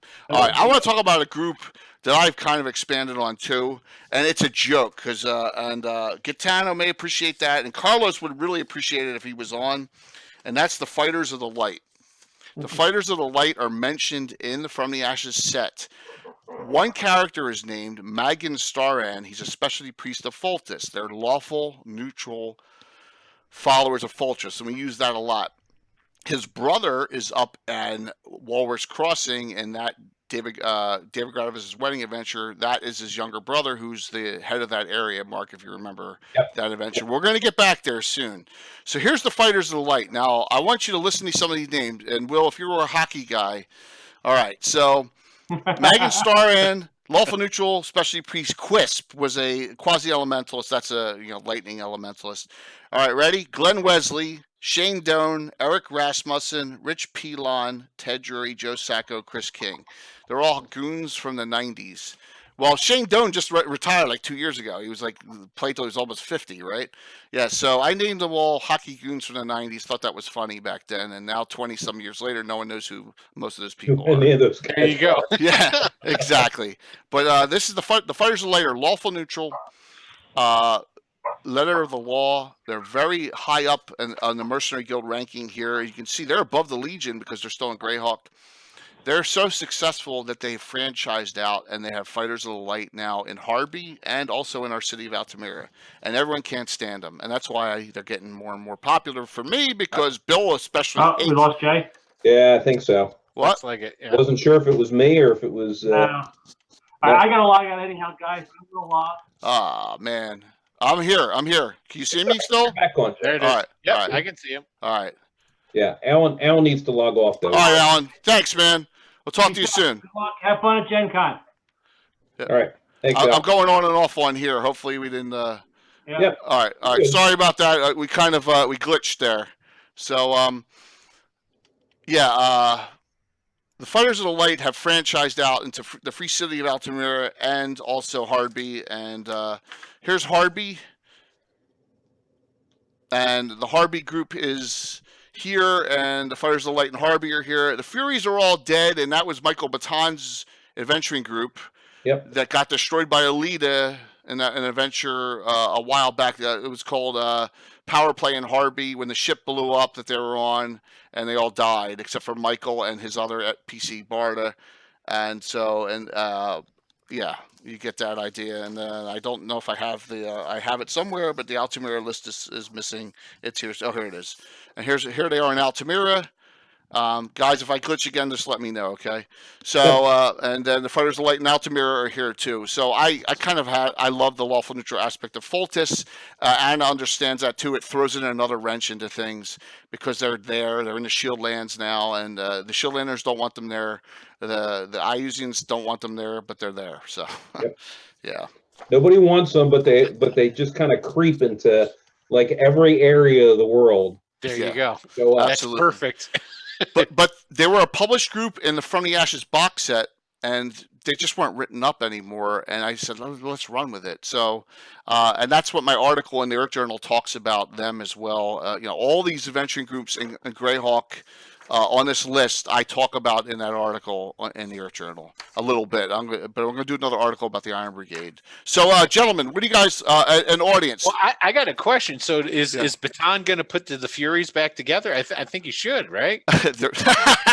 Come on now. Start taking auditions. There you go. That's the adventure. Here's the thing, Will. He doesn't have. We go to that group. All right. So the Harby Irregulars are here. Mark doesn't have anyone in the Harby Irregulars, so he actually uses Michael Baton, his other character Barda from the Furies that were being used in there. So killing them off kind of He put them in, yeah, right. But good question. So what does Michael want to do there, Mark? You tell me. Oh, well, I can't divulge that. Not to this broad of an audience. Yes. Let's just say Michael's got a few things in the works to give somebody some surprises. A few irons in the fire. Yep. Yeah, not as of yet, Grendel Gaetano. Not as and I like keeping that rip up there just to stick it in. I mean, I pre-talked with Mark. I was like, Mark, I'm going to burn. It was all NPC types. It wasn't player characters. I said, Mark, for sake, you're going to run with me with it. And Mark's like, let's run with this idea, Yeah. and it's working really well. They were all actually. So the funny thing is if you're a little bit of a comic book geek that I am, they're actually from the DC Comics. They were the what's the name? The female group that Granny Goodness ran them. From Darkseid's place. Yeah, they were Darkseid's group. Yep. Yeah, so we had Granny Goodness in there. We had we called Granny and Stompa. Lash, right? Lash was one. Yep, and a few others. Yeah, I just kind of made the names a little bit different, but it was based upon that. And converted them to D&D character classes, which he did a real good job on. All D&D character classes. And I killed them all.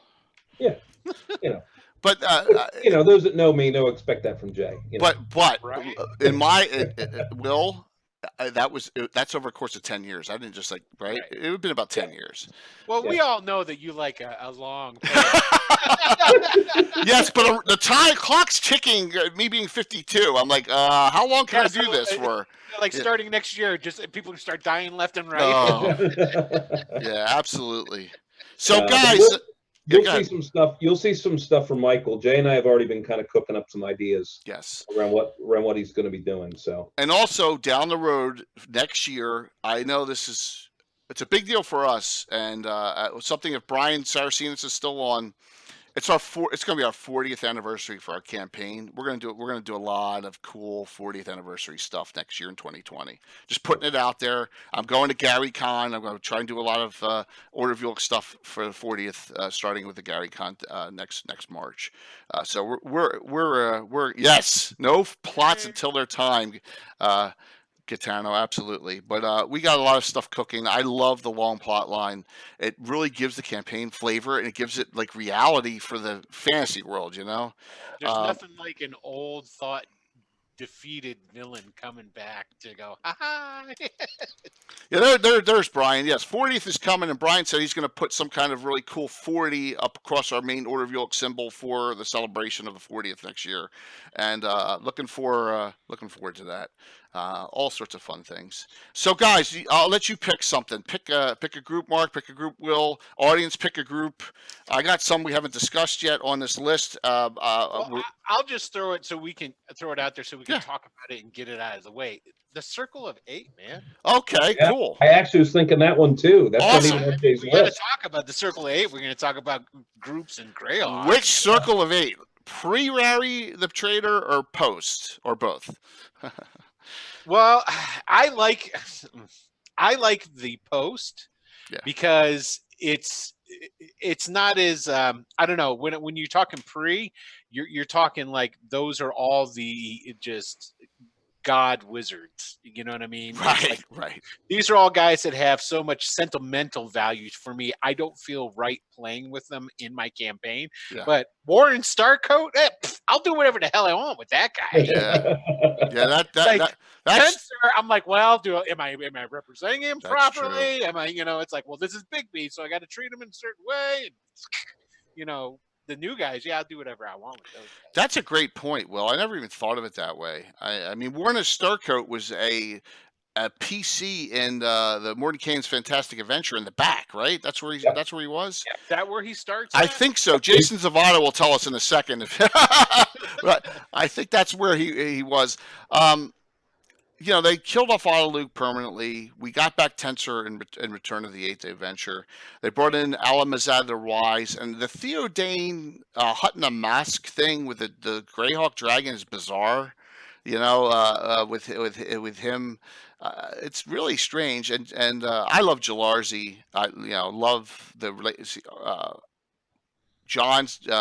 Tim's dad, John, his character in the Iron Brigade.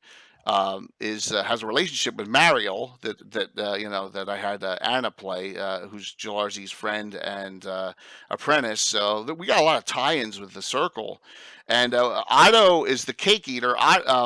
Alan's character Milana, the half dark elf, actually goes out to dinner with Otto all the time and hangs out and talks stories with him. So we have some good interaction with the Circle.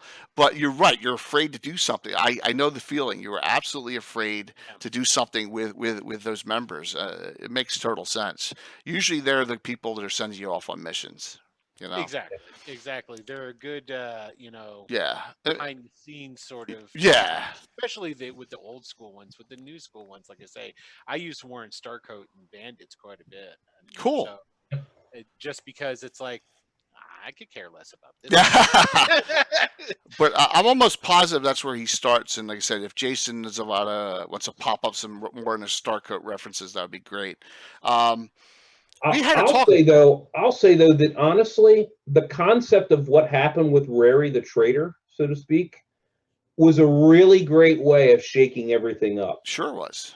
I mean, you go down a storyline of the happy path of here's all these wizards and they're all there for the betterment of Greyhawk and all that, they make sure that there's no wars and there's peace and there's love and whatever. And in typical fashion, you just shake everything down to the bare bones rafters and take one of the actual characters and just decimate everybody else. I honestly love that story arc. I think that's a really great like brother versus brother kind of message that it sends. Somebody you trusted for so long, and he just goes through it and just decides to take matters into his own hands. But when it first came out and you didn't know what they were planning in Return of the Eight, I was angry that I could care less about Aluk. I was angry that they got rid of Tensor. Yeah. I was really upset and angry about it, but I was because I loved that character. I love the whole concept. I kind of like how they've done that though, like within if 5e where they've taken Mordenkainen and they've kind of said, oh, he's like this big super mage now that goes all over the different dimensions and stuff like that. And it's like, well, yeah, if you're going to do him like that and then he's not going to be an intricate part of your storylines in anything, I'm good with that. If you want to take him out of my Greyhawk world, okay, that's cool. Because I wouldn't do anything with him anyway, So. But in our fundraiser, Mordenkainen and Tensor are the ones that sent the Iron Brigade after after Miracle the Chaotic. So we got good use out of them. Yes, and that is Mordenkainen's Fantastic Adventure, Jason, WG6. I think it is. Yeah. I just looked. Unless I'm missing one of the. He should be in the back. Nah, that's what I'm saying. We've got Rigby. Isle of the Ape. I'm sorry, it's Isle of the Ape. My bad. Isle of the Ape. Thank you, Jason. Yep. My bad. It's Isle of the Ape. I'm just impressed by all these references and great condition that Will keeps bringing out. Yeah, man, that's awesome. Mine are beat to hell for the most part. So it's like for the majority now. When I run in Greyhawk, but you would take at least probably more than half of my D&D career. I was a player. And so my books didn't get beat up near as bad as like Jay's. So, and a lot of those times when I was playing that stuff where it's like I was in homebrew worlds and stuff along these lines. So, and I will also say in Jay's defense, early on, there were many times where we played in different places. So Jay used to have a paper box that like the copy paper box that he used to tote everything in. Oh, geez. So his stuff took a real big hit for quite a while. Oh man, yeah, and you just back in the 90s, like the late 80s, early 90s, you didn't really appreciate like this thing here. I mean, look at the table. You didn't realize, oh my God, if I had this in pristine condition, it's worth $200 or whatever. You know what I'm saying? Oh yeah, that didn't happen till a little bit later. But I mean, this thing is so beat to hell, and but that's okay. it's like I was and still am a big comic book nerd. I don't like newer comics though, but it's like I knew the value of comics. I used to work at Mile High Comics. I mean, cool. I don't know if you ever read the old Marvels and they had the double yellow page spread. Mile High Comics. I worked there, Oh, cool. and it's like, you know, I knew that things could be worth something, but I never correlated that to my D&D stuff. Yeah. You know what I mean? It's like those D&D books. I'm trying to think of when I Yes, first. Brendan Wolf, absolutely. They are meant to be used. Yeah, absolutely. Exactly, because That's that's the what reason makes why I stuff would never go valuable. buy a classic car. Because I Exactly. always want to drive it. Well, you guys can realize and know that they're getting used because That's why I hope that they keep up with drive-through and getting those the prints ready so they can do those print-on-demands with more and more of them. I know every so often you see like a wave of them come through and they're Right. available to be purchased. You know, that's when I got my Marklands. I didn't have the original. That's a knockoff. This is a drive-through version. cool. It's Yeah. great. No, I'm happy that they're doing it though. Yeah, for sure. Because it's keep that stuff out there and available. and that's why we're doing this tonight, right? And that's why we're doing what we're doing is because we're trying to really bring the Greyhawk back to everyone. I have. This whole last year has been so much fun just bringing it out to everyone, all the people and all the friends we've made, and all the people watching tonight, all the people interacting. It's just like that's the whole point of it. And if stuff gets beat up, I don't, trust me. So I had, I had the crew. I had Icarus and I had Alan Grow and I had, over my house that the weekend before last on that Friday night, and they're like, looking at the stuff, and I have beat up stuff, but I got that giant red dragon in an unopened box. You know what I mean? So it's like I got some things that are some things are more. Yeah. It's a matter of priorities. I'd rather use this stuff. First off, the main copy, and that's why we have a usable copy of books that we everyone utilizes behind the where I sit normally. So the Circle of Eight's cool. I always loved the concept of it. I hated when they went down to the Circle of Five from the Flames of the Falcon, right? Doesn't it go down to the Circle of Five in that? I think the Falcon series goes down to the 5 for a bit. Like I said, that series didn't. It's okay. It didn't really impress me, the 3 Falcon ones. But if you want to run something, that's not bad to run. So all right, Tim's not coming on, so let's talk about this group. All right, let me put this out. I actually have the shield that you've probably seen scrolling through. This is a created by Tim. He talked about it a little last night at the end of the stream. We've talked about it multiple times. There it is, the Mongrels of the Putrid Tongue. All right. A arch nemesis in our campaign. It kind of went away for about 10, 15 years, and I kind of brought them back.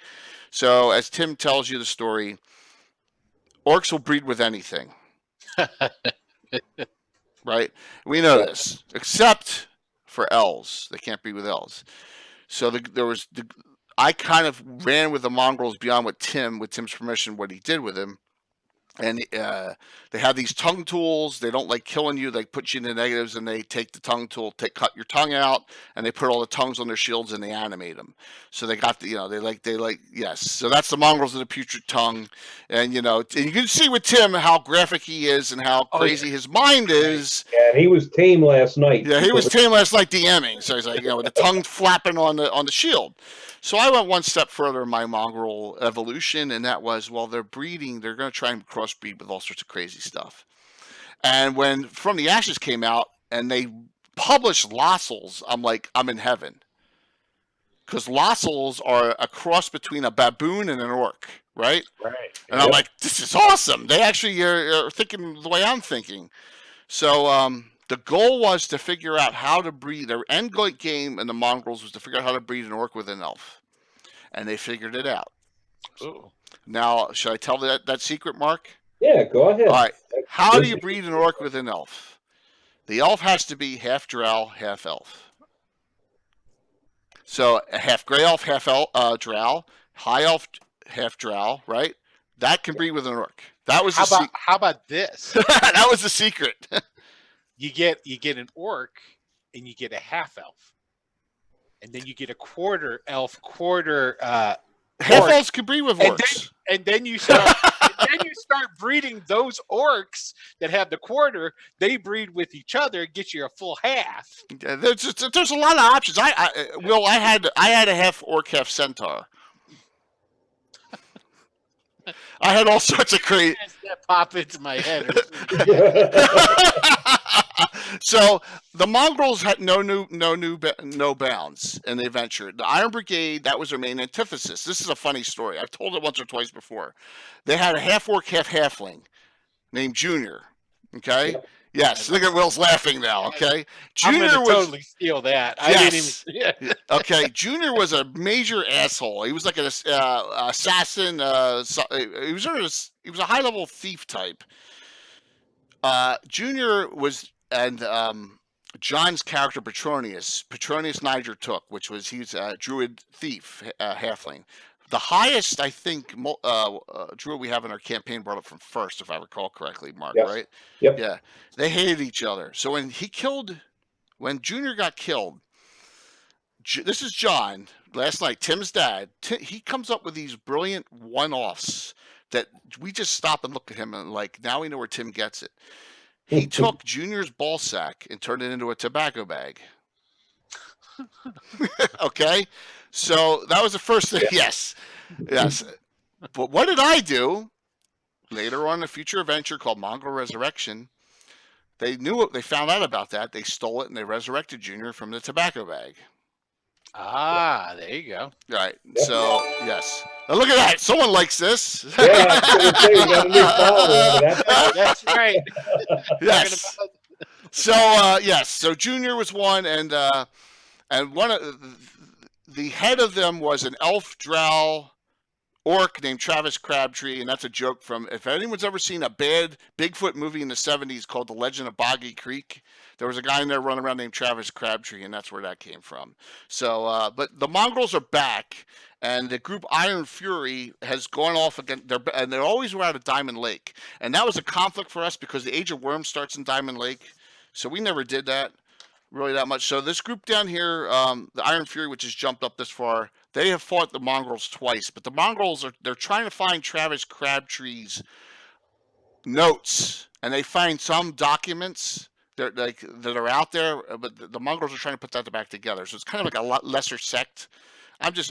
Everyone loves the Mongrels, so I had to bring them back. So, but that's the Mongrels. That's a completely homebrew. Tim started. I got to give Tim credit for it, and Jay made it even worse. So maybe at some point we'll let Tim give the demonstration about how the Mongrels actually do the tongue tool. Yes, and if he had come on tonight, he was going to show people. He showed. So this is funny. After Leonard Kafka interview, Mark hopped off. Tim hopped on to Zoom and started talking to Brian Blumklotz and Anna, and he actually showed them how the tongue gets removed. And Brian's just like, there's something wrong with this guy. And Rock says that the Legend of Boggy Creek was a great movie. No. But it was one of those 70s Bigfoot conspiracy movies that was out there at the time. So, well, that's one of our groups. Mark, you got one you want to bring up here? I know what we got. I've been kind of waiting for an opportunity and we're closer to the end of the night. Of course, everybody hates Shieldlanders, but me and Anna. We're the only ones. Why is that? I mean, they're just fighting against oppression. Exactly, but it's kind of like it's the group that you just love to hate, I guess. And we've mixed in this group. We've mixed a lot of canon and non-canon elements to it. So I'm talking about the Knights of the Holy Shielding. From a canon perspective, they are, as Will was also indicating, they are essentially just trying to fight oppression. If you read through From the Ashes, they get completely decimated by Ayus and all of the they were fighting originally against the Horn Society. There were some fights also with the Bandit Kingdoms in some way, shape, or form. And then they were trying to fight back, and then Ayus just came in and decimated everything. Yep. Totally took over the Horn Society and just drove straight into Walworth and destroyed them.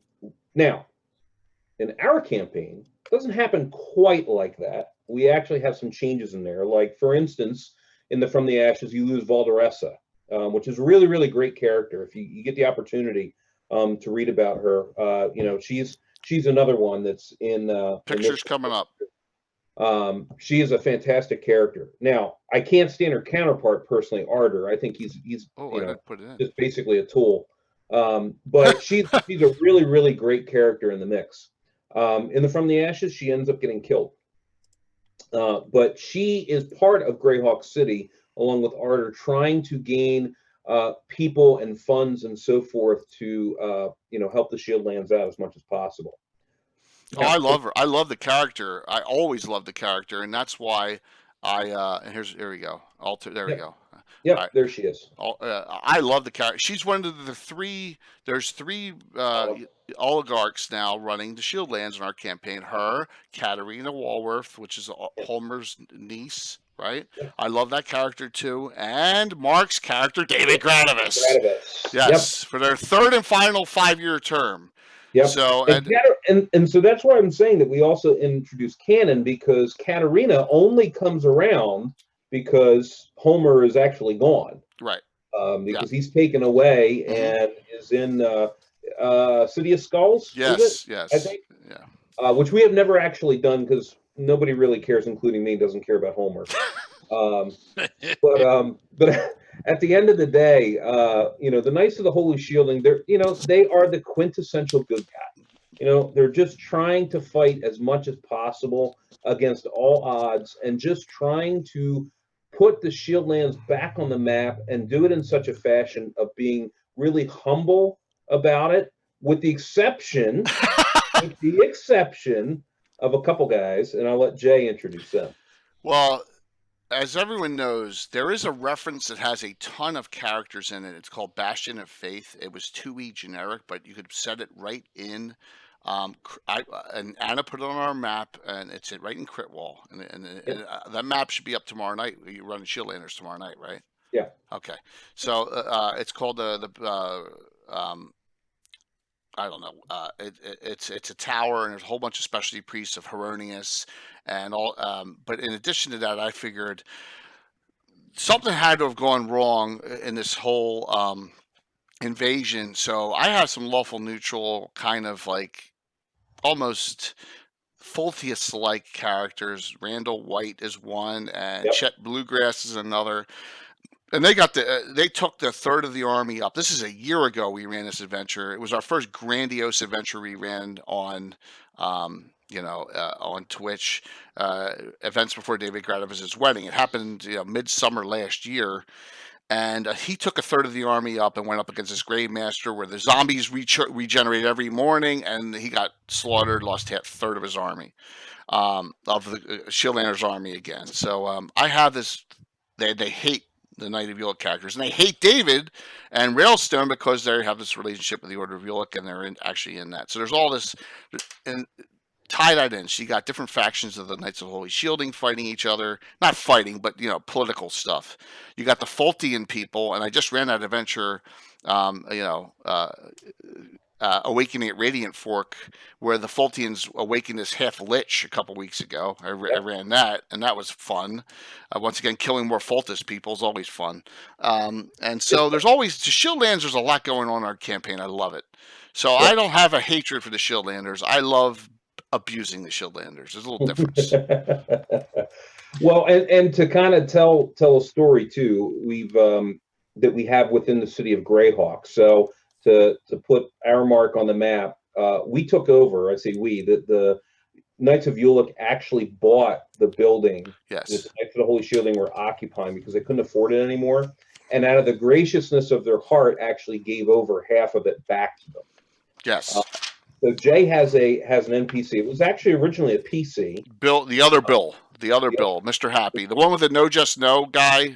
This guy, his character Corellia Crakesbone, and she is the guy who's picking his nose. No Just No, that guy right there. So yes. Yeah. So Corellia absolutely despises Shieldlanders. Yes. He was filthy mad at the concept of being able to return half of the building. So she literally painted a line down the center of the building, of which Shieldlanders can only be on one part and Ulick Knights can only be on the other. It's like a Greyhawk sitcom. It is, and it's Jay being a dick, right? But that's just the Shieldlanders have a taint about them, according to Corellia, and they don't. She doesn't want them. She never wanted them in. She was completely against us being good guys at Order of York and giving them half the building back. They didn't deserve it. That's her. She's a paladin, by the way. Yeah. Of Erroneous, correct? Yeah. Well, yeah. Yeah.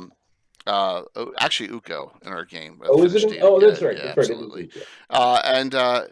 And so that's the way I play her. And because she's cloistered now, and she's a member of the Iron Brigade as well. She's a member of the Iron Brigade. And she has a lot of great disdain for both David and Railstone because they are native Shieldlanders, but they are also part of the Knights of Yule. Yes. So this is Jay made some really good repartee in roleplay. Yes. And that's the way, and that's what you got to do. And the campaign, it's not about just going out and killing monsters, right, and having adventures. You got to create all this tension, and you got to create all this fun banter back and forth. And because you can, just like we're doing now, for everyone listening and watching, you can relate a story to them, and then it's like, oh, we just did. It's not just, you're just not relaying adventures. You're relating like real interactions between people who exist in this fantasy world, and that's kind of the whole idea behind. Welcome to the key of why we say we don't care what version you play. Yeah, just play. Yeah. At the end of the day, because honestly, look, we've been doing this for close to 40 years now. At the end of the day, it could have been any game, could have been anything whatsoever. It gives us the opportunity. We've been friends for, God, I mean, I've known Jay since I was, 10? 83, since 83. Say. And I've known Walt and those guys. I mean, I grew up around the corner from Walt and Tim. Yep. And I've known them for close to 35 years. And frankly, it's just about the opportunity of us getting together. This is just the catalyst that we use behind it, and we just have so much fun about it. We can get together. Like I, as people well know, you see Ohio State on my shirt. I live in Ohio now, but I grew up in South Jersey, and there's times, usually once, sometimes twice a year, that I make it back out there, and we'll be sitting at dinner. We'll go out to dinner, away from the game, and we'll still be discussing stories and stuff of things that happened 30 years ago, or, about the time that, Wayne blew a gasket and started beating the hell out of one of our other players, Garnett.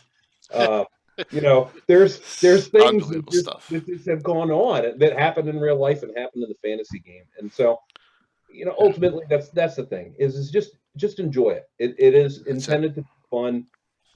Have fun with it, however it is that you want to have fun with it. So, Will, I want to ask you a question. Your Savage Lands, that's not Greyhawk, right? No. Okay.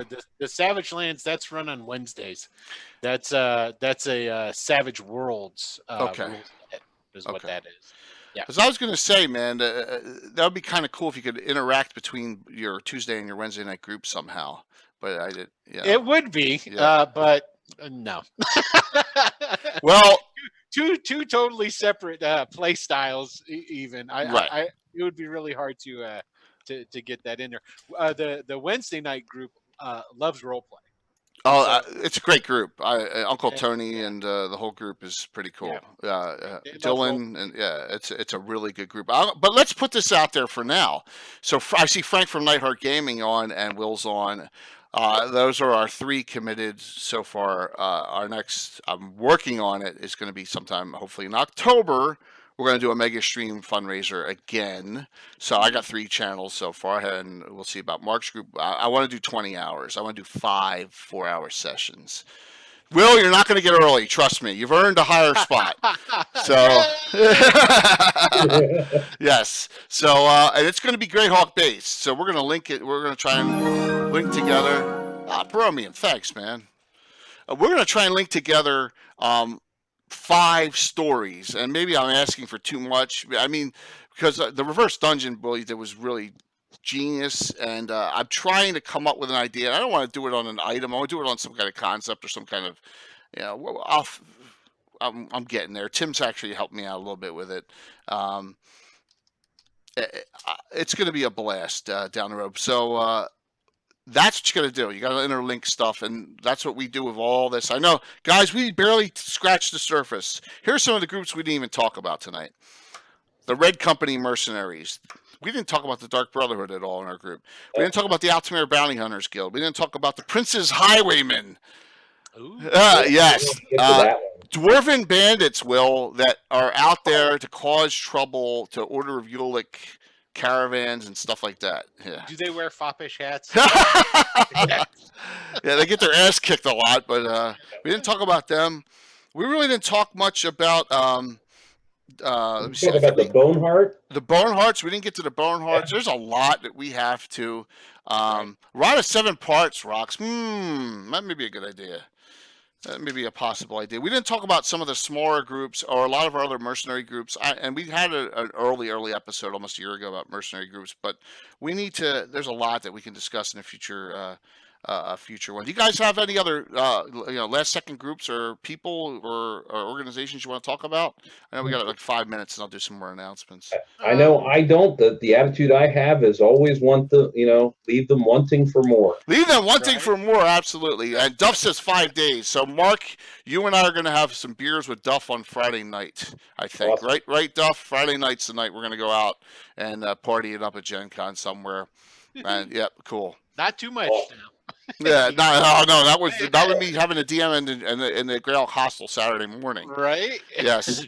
And remember your age. Oh my gosh, yeah. Tell me about that. Absolutely. So here's we will do a part 2 of this and maybe do some specific groups. The Red Company Mercenaries are really cool. That's a cool one. And we really should talk about the Altamir Bounty Hunters Guild sometime, Yeah. Mark. Really need to do We that. had a little bit of a discussion a few weeks ago about it, but nothing really in depth. Yeah, we need to go over and a lot of canon groups that we didn't discuss that are out there. But we got, I think on my notes, we got most of them, but we really didn't discuss the Boneheart, but that's okay. We talked about them in the Specialty Priest edition, Evil Specialty Priests. All right, so that thing's down the road in October. Mark's on tomorrow night. Yep. Continuing, what are you doing, Mark, tomorrow night? So it's a continuation of the Horde of the Dragon Queen. Mhm. They have just entered into the cave and are about to go down into the depths where they see a glint of dragon eggs. And not Ooh, sure nice. what they're going to do as of yet. Break them. Well, so if you remember, so this is going to be a little bit of a departure from what the core module actually has, because I interjected a Dragonlance piece into this as well. So in this, you're actually getting Draconians intermixed with the cultists of the Dragon Queen. Right. I'll just leave it at Definitely break them. that. Gonna be a fun time, and 6 to 9 EDT tomorrow. That'll be our last stream on this channel until I get back from Gen Con. Okay, Will, what do you got going on Tuesday and Wednesday? Tuesday, we've got episode 8 of the Ghost of Saltmarsh, which we're actually wrapping up to put it in older terms. The Secret of Saltmarsh. We're finishing the first module actually, because it's the part where they get to storm the ghost ship. Nice. So that's we'll be doing that. I am going through and doing the entire Ghost of Saltmarsh, which includes the Danger at Dunwater and then the final enemy as well. Beautiful. So it'll have those two tied into it on the end. And then Wednesday is just continuation of the Tales of a Savage Land, which is, like I said, that's all homebrew there. So, and awesome. yeah. It's a great RP group. It really is. 9 o'clock Eastern time. Yes, you're 2 hours different, correct? 2 hour difference. 2 hour difference. So everything is 9. Both of them are 9. Both of them are 9 o'clock Eastern time. 9 EDT. Excellent. Got it. And I would highly recommend you all check out. Will, why don't you link your stuff in chat for everyone so that they can get to your site? Please follow.